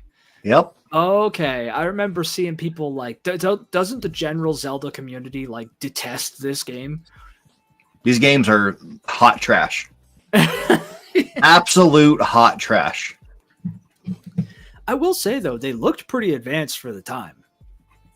Yeah, the idea behind it was pretty advanced. So if you're trying to hit someone, like say they were standing close to I'm pointing to my screen, you can't see my finger. Say they're standing close to these barrels right here. Yeah. So you'd be Zelda and you'd walk over here, but they would be at a bad angle. You couldn't hit them, but they'd hit you. Oh, like hitboxes were trash. Yeah. It was a lot of it was just trash. Like they did not spend enough time working these games out. Link was a complete dick. Just a complete and utter dick. Like not a likable character in any way. And then you had this, whatever he is. Yeah, that fatso. I wonder how expensive this shit is now, though. It's probably absurdly expensive. Or it's like $1. Shopping. Yeah, look at that shit, dude. Look at that. It's as much as Switch 2. Yeah. Which do you want? Which do you really want? Do you want a Switch 2 or do you want a Philips CDI? I don't know. That's hard, man. I think I got to go with the CDI. And then to get the games, yeah, it's not that bad. Holy shit, dude. That's why I'm saying hold on to that controller from Stadia and sell that shit in like 10, 20 years for like $1,000+, dude. Dude, I used to own this exact copy. Holy shit. Man, you know what? You know how often I see shit like that and then look at how much it's selling for and then remember that I had it and got rid of it like shortly after I had it and just want to punch myself in the face? Yep. Oh, God, dude. Could be sitting on a pile of money at this point. Ooh, yep. That music from the Ocarina of Time with the little ocarina, those... Yeah. Are those actual, like, records? It looks like it.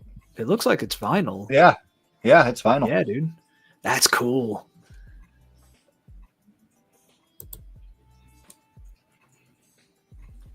Zelda Triforce. Zelda's Adventure. I gotta get into Zelda, dude. I just couldn't fucking... I really want to like the ones on the Switch. I know you do too. I mean, there is one on the Switch that I like. Right here. Yeah. I mean, the newer ones, the other ones, you know, Tears of the Kingdom and Breath of the Wild. I want to like them. Yeah, I still need to play Tears of the Kingdom because I do want to play with its advanced physics system because it does look phenomenal. It does. But it's getting past Breath of the Wild that kills me because I want to play them in order. I want to have beaten Breath of the Wild, which that game puts me off so much. There's things I like about it and things that I just absolutely can't stand. The fact that I decided to cheat my way to get in the Master Sword says a lot about it. I don't like to cheat in games. Yeah, cheating, I think we both feel the same way about cheating. It's like good for the second time, you know? Yeah. But the first time, play it as intended. Did you see that I sent a message about that game Iron Storm that I have? Yeah. It's hard. It's real hard. I might actually do a video. I want to do like a retrospective deep dive video on this because I highly doubt anyone on this planet has ever heard of this game or seen it at all. And it's pretty fun and has some kind of advanced shit going for it for its time. I will say that. You could do first or third person. You have a leaning system, which you didn't see until like way later in shooters. You have you could only carry a primary weapon, a secondary weapon, and a knife, and all of them are modeled on your character, which I love that shit when your inventory shows on you. Yeah. The story is really original. Like the Mongolian Empire never fell. So it basically like absorbed Russia and that whole half of the planet and China and everything. And then the war between the Mongolian Empire and the rest of Earth has been going on since like, I don't know, like, you know, AD times, like late or early AD times. And it takes place in the 60s. So the world is totally different. It's crazy, dude. It's a really cool game though. I need to figure out which of these amiibos work for these games. Because, like, if I could get this one, it's $15 and get the Twilight Princess amiibo, and if I could have him look like that, I'd be down. Okay. This is a stupid question. but I'm not a Nintendo nut. Okay. What the fuck are amiibos?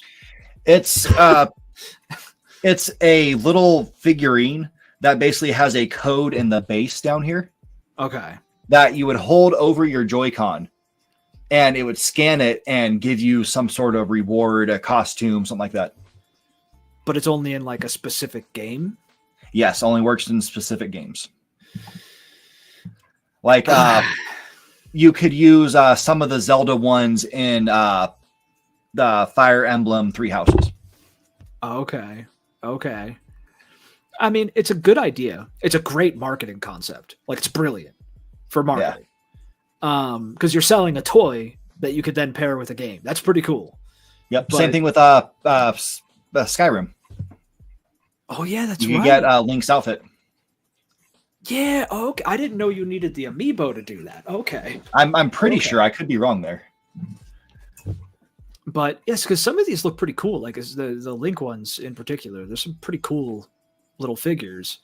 But yeah, no, because I've seen amiibos before. I know they're like little action figure things, but I was just like, I know you could do something in a game with them, but I had no idea what or how it worked or whatever. Yeah.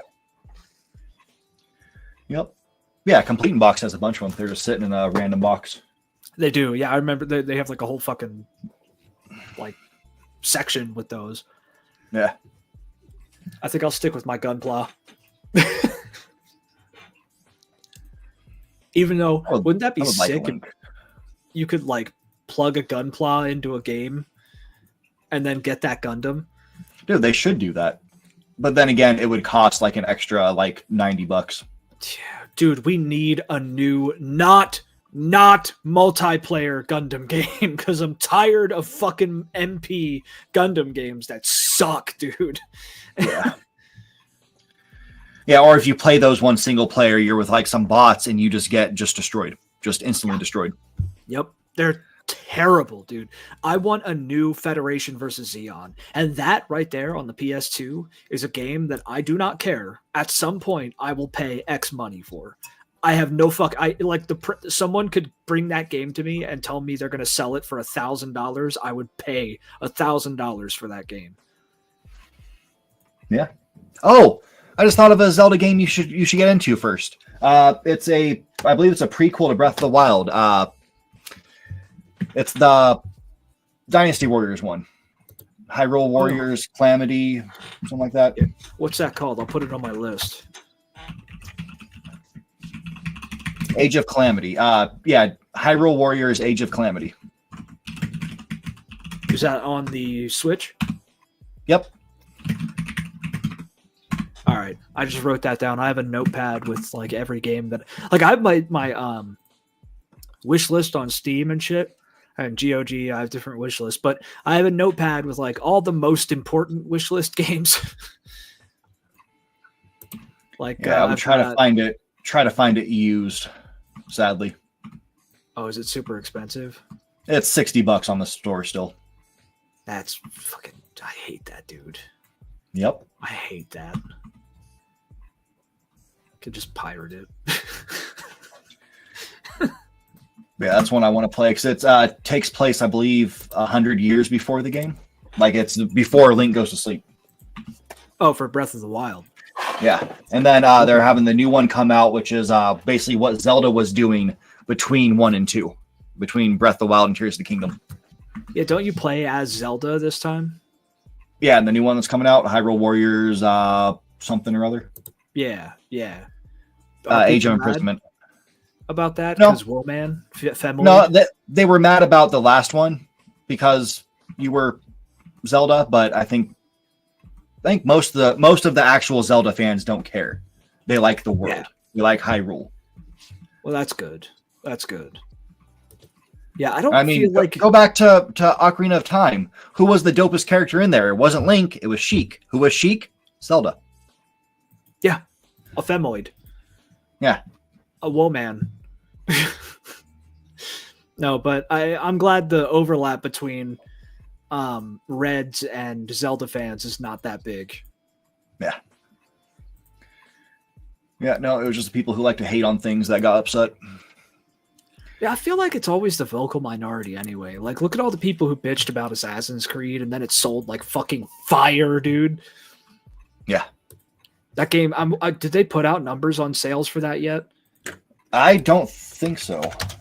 They put out how many people played it, and that wasn't what anybody wanted to hear because that doesn't make any sense. I looked at the Steam page, and I think it was like 17% at most of the people who buy a game leave a review on Steam. Okay. I think that was the number. It's like 10 to 17%. There's 15,138 reviews on Steam for AC Shadows. If this is correct, this is absolutely insane. Steam, 3,000 or 367,000 people bought it. And on PlayStation, 1.2 million. Yeah, that makes sense. That makes sense. Yep, trash game. Well, like I said before, Assassin's Creed always sells minimum. I think like the lowest they got was like 3 million copies. I'm pretty sure. Oh, here we go. It's been confirmed over 10 million. Yep. Yeah, I was just about to say, usually AC games, at least over the last 5 or 6 AC games, it's like 10 million plus copies. It always sells absurdly well, dude. And I had no doubt that Shadows would sell that well.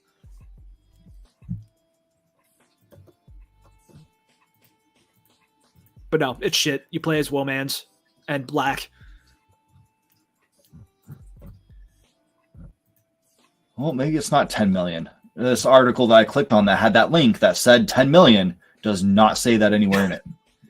If I had to take an educated guess, I would guess probably like 5 to 7 million copies. That would be my guess. And I've looked at AC sales numbers in depth for a couple videos before.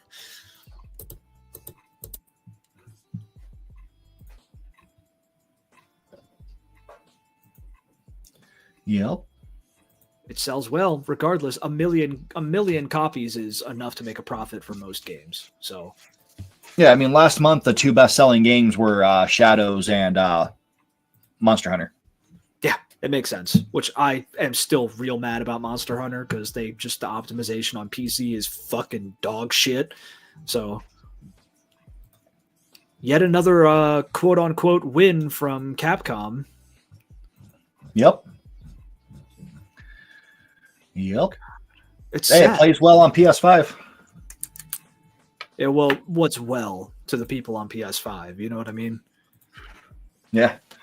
Like, is it 30 FPS? Like, if that's the case, there's no fucking excuse at this point. Plays as well as Worlds. That's my guess. So probably 30 FPS. Because Monster Hunter Worlds was like notoriously bad in its performance. One of the best games ever. I mean, I played it for a whole 4 hours, I think. I played it for a couple hours. I'm going to play Monster Hunter Worlds at some point, but I have a fear, like, since it's an online game, are they going to kill it after a while? Like, or are they just going to make it single player? Like, who knows? It scares me, dude, because I do want to play that game. And then there's the Switch Monster Hunter that I bought on PC too. The Wilds, isn't it? Yeah. Didn't you play that one? Wilds is the new one. Rise is the... Rise. No, I have it on Switch, but I never booted it up. It's good, dude. You got to play it. I think I bought it. I'll have to check that. I don't... It. Yeah, I want to say I bought it on sale and just never got around to it. You should play that, dude. It's a good Monster Hunter game. Like, and I mean, I'm not an expert on Monster Hunter, but it's a fun time. I can tell you that much. Yeah, I just want to go back to those PSP days. I mean, this, from what I've seen, is reminiscent of that. It's similar to that. Yeah, like Freedom Unite was okay. That one's on phones, apparently. Oh, shit. Or it was. I don't know if it still is. Yeah, probably dead now. Yeah, Monster Hunter, I guess they were Freedom. I don't remember ever seeing Freedom on it, but I could be wrong. You got your freedoms. That's a good Trump quote. Freedoms. Yeah, he knows best. He knows about freedom. I mean, come on, man. Daddy, God, King, Emperor Trump. Yeah, we have to love Daddy. Yeah, you love Daddy, dude. I love Daddy. It's time. I should get Monster Hunter 1 on PS2. Monster Hunter 1 on PS2? Yeah, came out in 2004. I bet you CIB would have it, or can get a copy of it. Let's see how much it is online. Okay, give me a guess on price. $285.38. Not even close. Oh God. I could buy it off Amazon for $31. I could buy it off eBay for $11. Shit, really? Yeah, it's pretty cheap. Now, if I want a sealed copy, that is $1,299. Okay, there we go. There we go.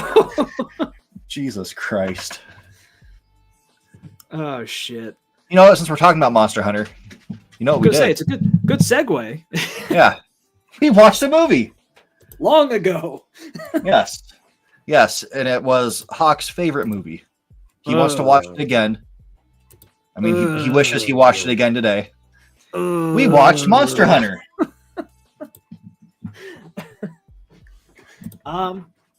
Do you want to start with this one or should I? I'll let you start. Okay. Now, I like Monster Hunter. I do. You got me into it.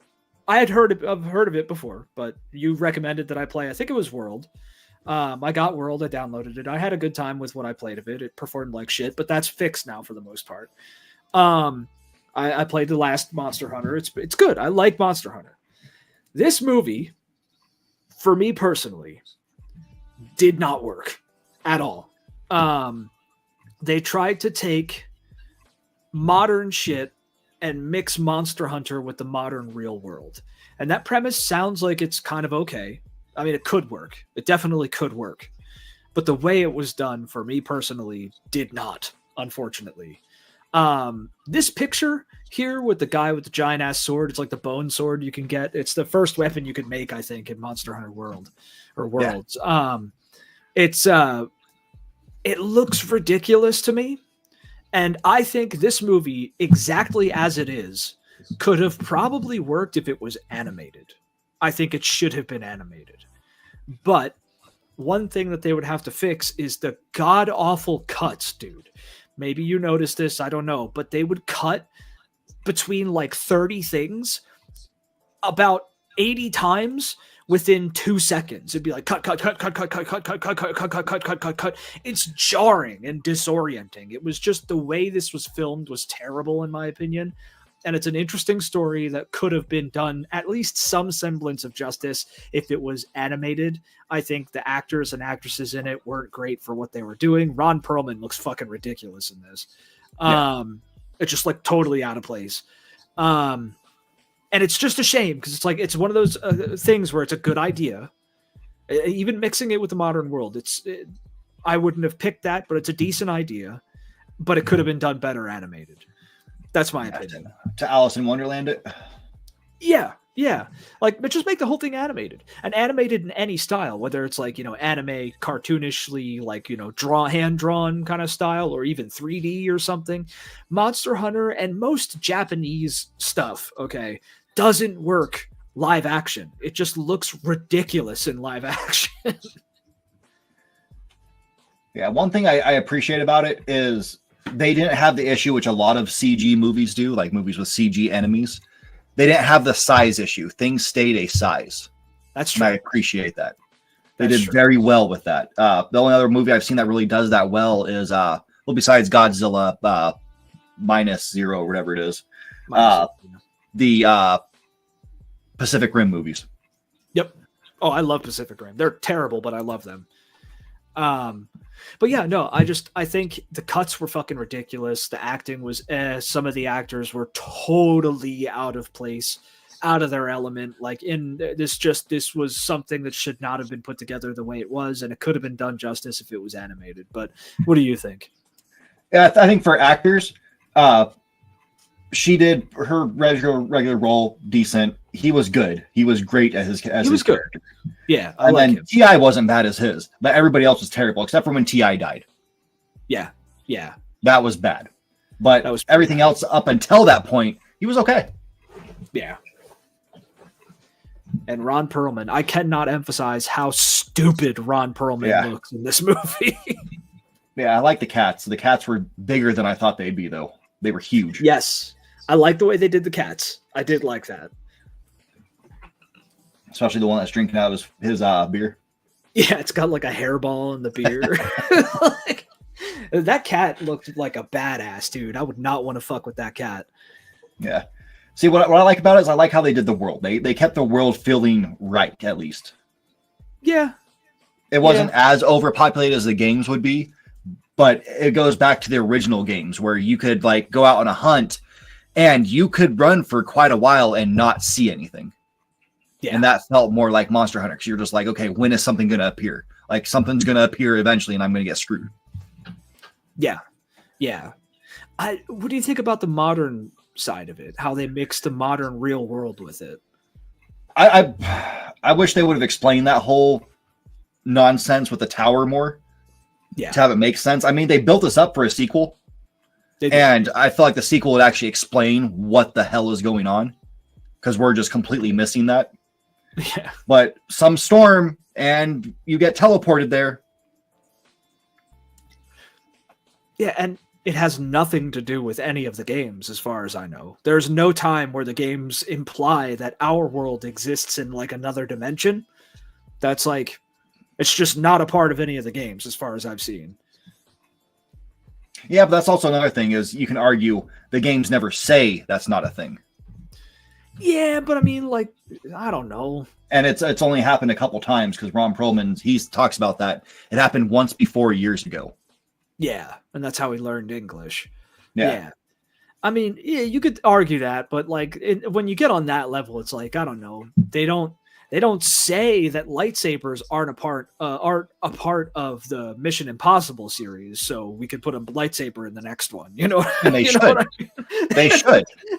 I want to see Tom Cruise a lightsaber. There's an argument there too, but I just don't think. Just imagine it. Paint him green, and he's Yoda. He's about the same size. He's just a batshit insane Scientologist Yoda. Yeah. I mean, he does all of his own stunts and shit too, just like I assume Yoda does. So yeah, that's how Yoda did it in the original movies. Yeah, in the first 6. Oh shit. No, I just think if they should have gone with a different story, they should have set it entirely in the Monster Hunter world, had no modern or real world elements. I like Mila Jovovich, but she's not a great actress by any means. She's just not. She's a good action character. She is. Yeah. She is good for what she does. She's good at what she does. And yeah, I don't know. I just think it could have been done a lot better, but the fact that it wasn't animated was a big detriment to it personally. Yeah. Yeah, I like the action, but yeah, the whole having it was kind of cool seeing the fact that it's what we all understand if you play the games. Our weapons do not compare to Monster Hunter, like at all. Yeah. When they have their like cannon gun you can use, those are huge shells. Those are ginormous. It's ridiculous. Like their weapons are huge. I don't think she should have been able to really wield the weapons because they should be too big for her, because I don't think that I could pick up a sword like that. Like, God, no, I'm not going to be able to pick that up. That thing probably weighs like 150 pounds at least. Minimum. Like, I'm not going to be swinging that around like a Monster Hunter character, like at all. That's not going to happen. Yeah. Yeah. And it's the lack of believability. You know, this is part of what I'm scared about with the Gundam, the live action Gundam movie that they plan on doing and might still be working on. I don't know. I thought we saw that they are recently. But animated stuff and video game stuff, when it's ridiculous, like giant fucking weapons, huge monsters, people flying through the air and like using magic and shit like that, it just doesn't translate to a live action movie. And that was my number one problem with it. Yep. It was kind of cool though, seeing the thing take out tanks and helicopters. Thought that was beautiful. That dragon, yeah, that was pretty cool. There's some cool just wreaking havoc.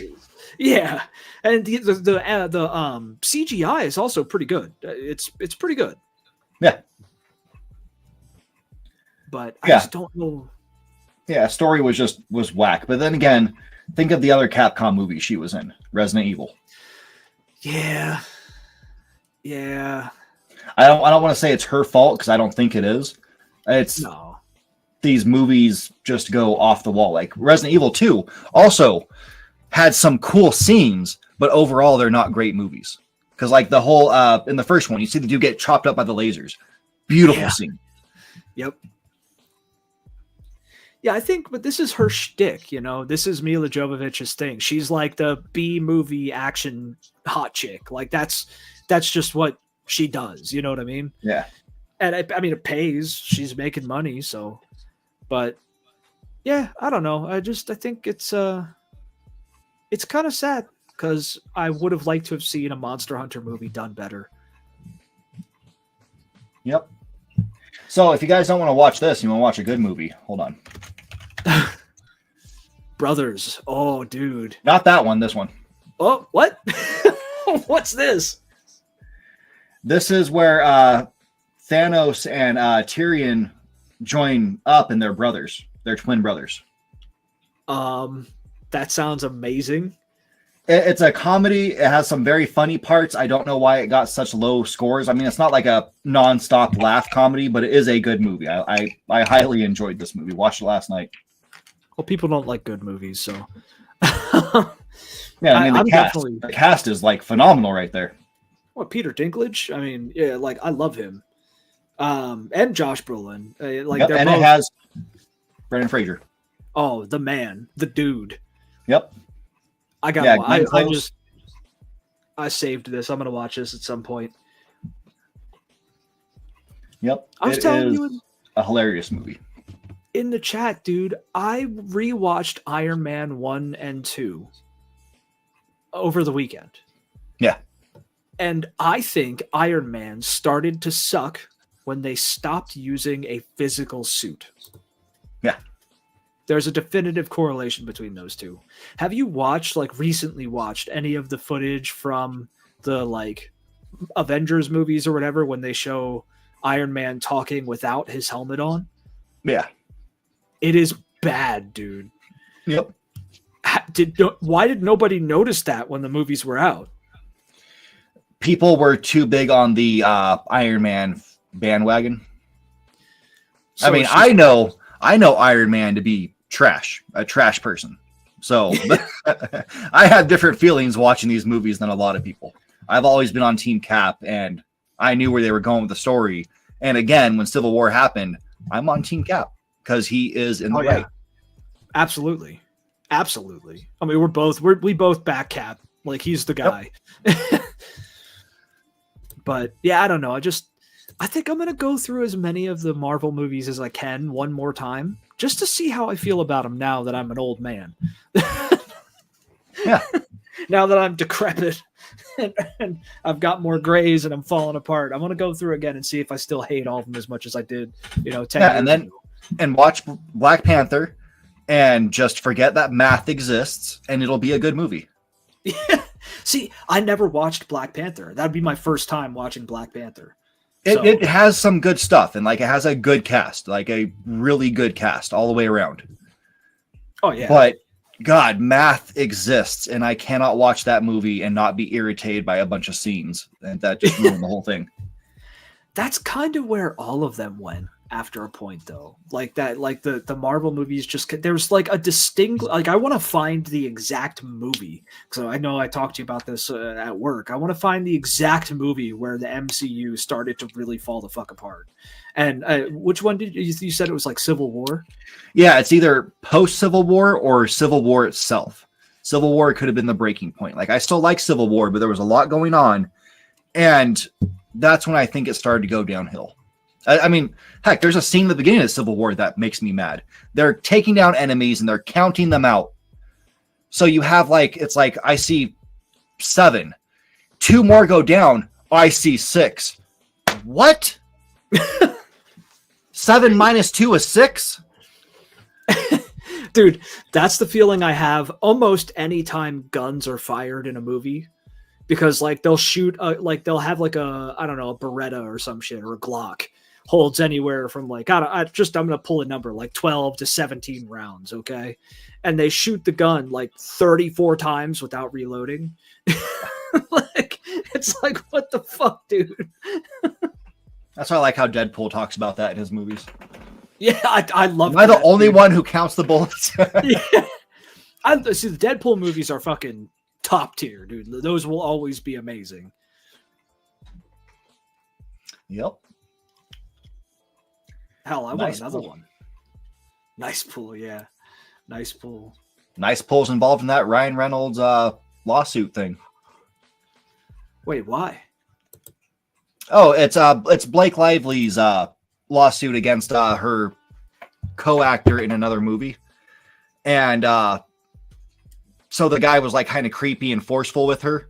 And yeah, it went pretty far to where a point where she decided to press charges and all this stuff. And then Nice Pull came out, and this douche thinks that Ryan Reynolds specifically made Nice Pull to mock him. Oh. And it's I guess, but that's kind of going to your head. Yeah. I could kind of see it, but at the same time, I can't at all. It sounds like somebody who was money hungry, trying to grab that bag. Yeah. Yeah, because is Ryan Reynolds perfect? No, he looks like he is. I mean, he's a perfect male specimen, to be honest. But fuck him for that. Yeah, but I mean, is he a greedy capitalist? God, yeah. God, yeah. Oh yeah, 100%. They all are. I love his movies. Yeah. Do I love his movies? Yes. Yeah. No, he makes great movies. He's a good actor. He's funny as hell. Yeah. He's tiring though if you watch too much of him. At least personally. Yeah. Don't binge his movies. That's a bad idea. You could burn out pretty easily with Ryan Reynolds, but he seems like a genuinely good guy.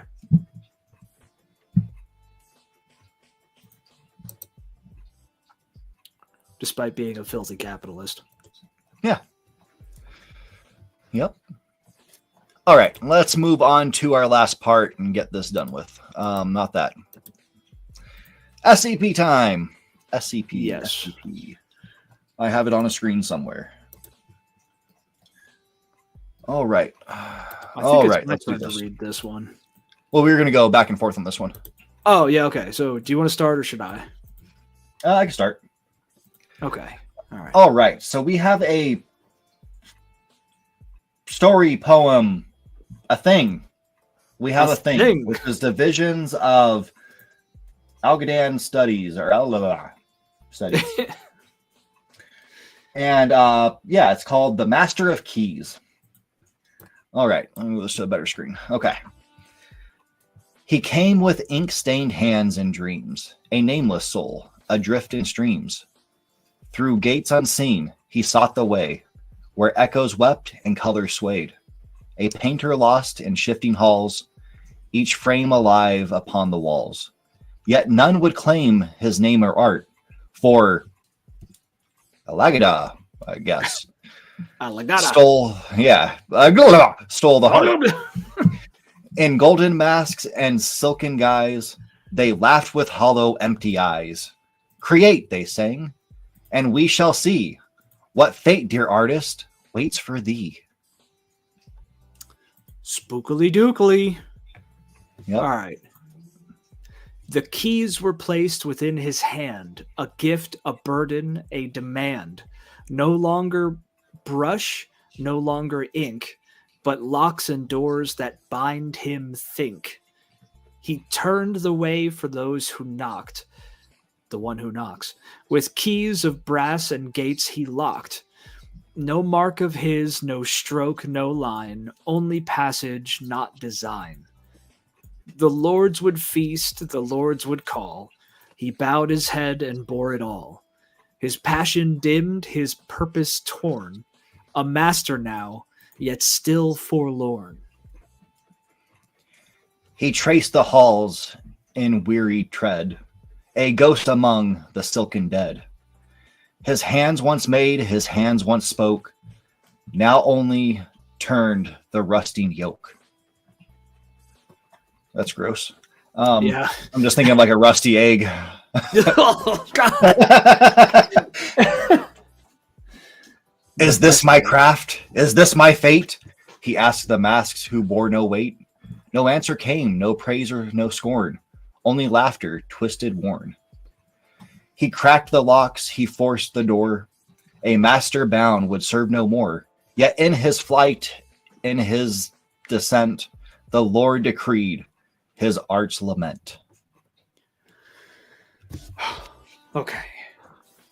The keys fell silent, cold, unmade. His hollowed hands began to fade. No brush, no lock, no voice, no frame. And with his death, the gates unchained. Now I got breathes once more. The passage wide, the open door. Yet echoes whisper through the keys. His art was lost upon the breeze. No name remains, no portrait set, no tale to tell, no vain regret. For artists trapped in endless halls are never missed when silence calls. Hyundai Sonata. I've got Giant. Complete your meal for $10.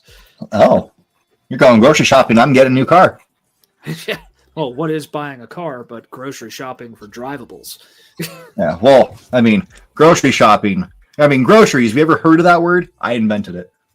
Yeah, no, Daddy invented groceries. Yep.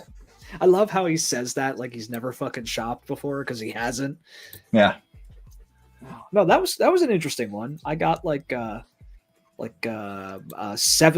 or 1800s vibes on that one. Yeah. What's this? I like I like it.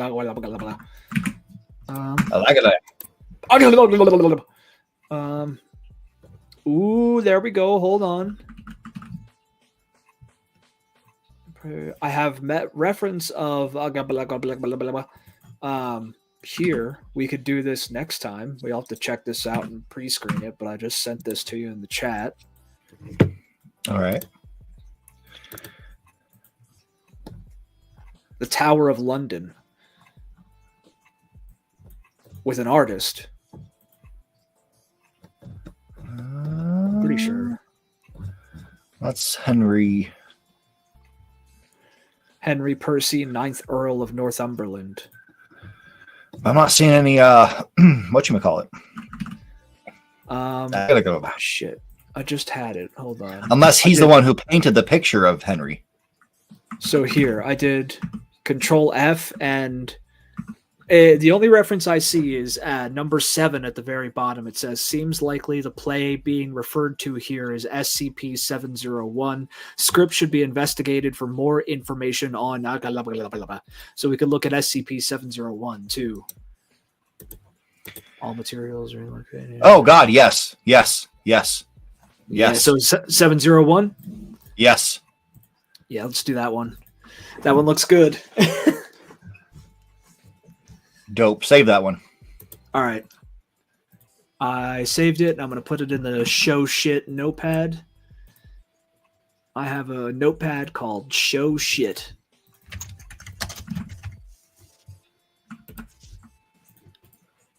And I want to know how bad this game is. And then we'll close up.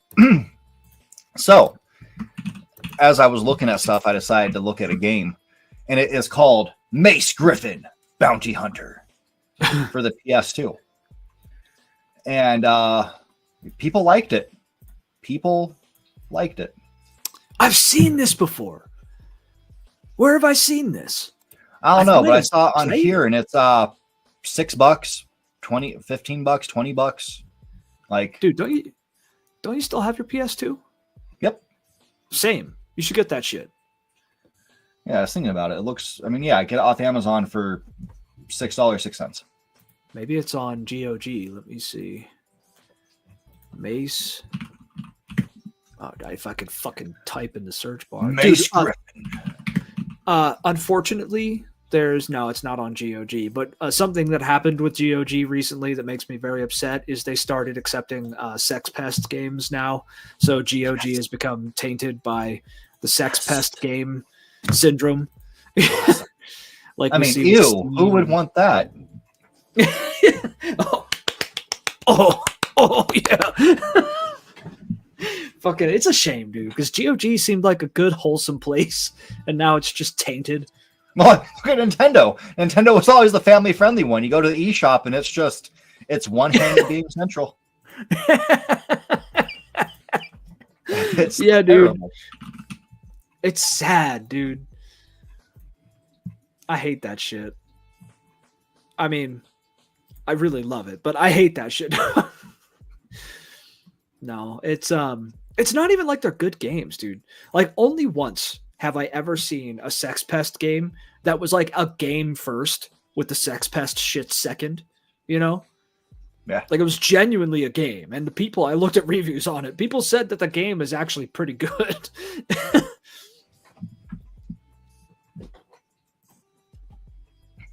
But this Mace Griffin game actually looks kind of fun, in my opinion, anyway.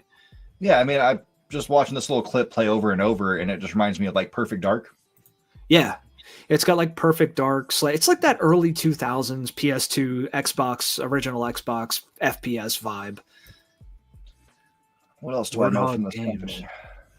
Yeah, what have they made? Star Trek Invasion? Animaniacs. They just got me. They won me over. Oh, Animaniacs. Shit. On the GameCube too. Yep. The best, the actual best console. We just didn't bring it up because we didn't want to be unfair. Well, yeah, I mean, no console or PC can ever hold up to the GameCube. I mean, because if you wanted to compare games, I would just say Skies of Arcadia Legends, and we just won. Like GameCube. That's just like your opinion, man. No, the GameCube is respectable. I'll give it that. It's respectable. It fixed the control issue, which people love the 64, but the 64 has like the worst controls known to me. Well, I gotta say, the GameCube controller is some kind of torture contraption that I hate with everything in my being. Oh wait, did they make that Battlestar Galactica game for the PS2? They did. That's where I know them. I had that game. Actually, I still own that game on PS2. I bought it at CIB again, but I played it when I was younger. And the Harry Potter Sorcerer's Stone game on PC. I played that one too. Yeah, and BattleBots, which I played that one. BattleBots? Dude. Oh man, I missed that show, dude. But yeah, so I've played a few of their games, actually. The Harry Potter and the Battlestar Galactica ones in particular.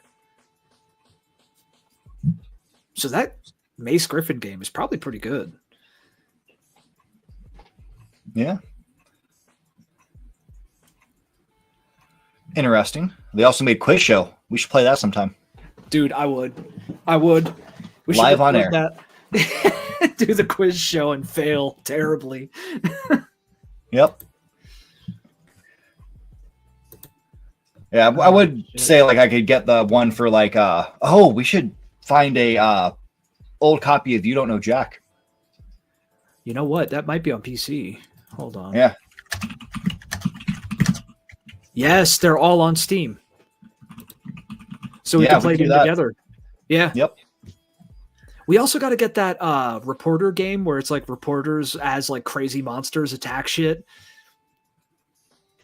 Remember I showed you that game? It's super cheap. It's like you and 3 other people play as like news reporters, and one person is a cameraman and another person is the guy who talks, and you have to like report on monster attacks as they're happening around you.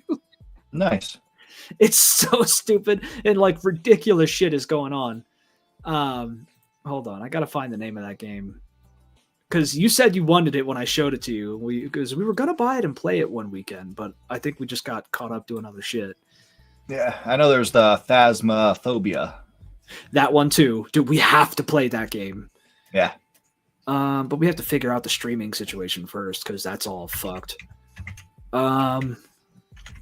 Where is it? It's somewhere near here. The Headliners.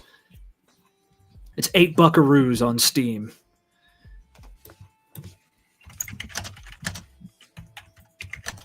It just looks like a good damn time, dude. Well, I wonder. So if I was to get the Xbox and bring it up here or bring it down here, and I do the stream from the Xbox, would you be able to be heard? If you have the audio, if it's picking up the game audio, which it should for all intents and purposes, yes. As long as we're not in like a private audio chat, like if we connected through Discord or something and then played the game. But if we connect like we did with the recording that we did for the Outlast Trials game, it would hear me, yeah. But the recording would be so bad, dude. It'll be 12p. Yeah, it's gonna be bad. I want to be able to get it to work through OBS, which I could keep fucking with that and try to sort it out. Ultimately, I want an actual like external hardware recorder device. Yep, we'll get there. We can get good shit. Yeah, we'll get there. Yep, eventually. But yeah, so that was all we had, and yeah, we have videos coming out. We have a special video coming out on the 17th, which will lead out to a new thing we'll be doing at the end of the month on our last podcast. So, definitely wait and check that one out. That one's going to be fun. Yeah, that's really all we have. So, until next time, you guys take care. Stay safe.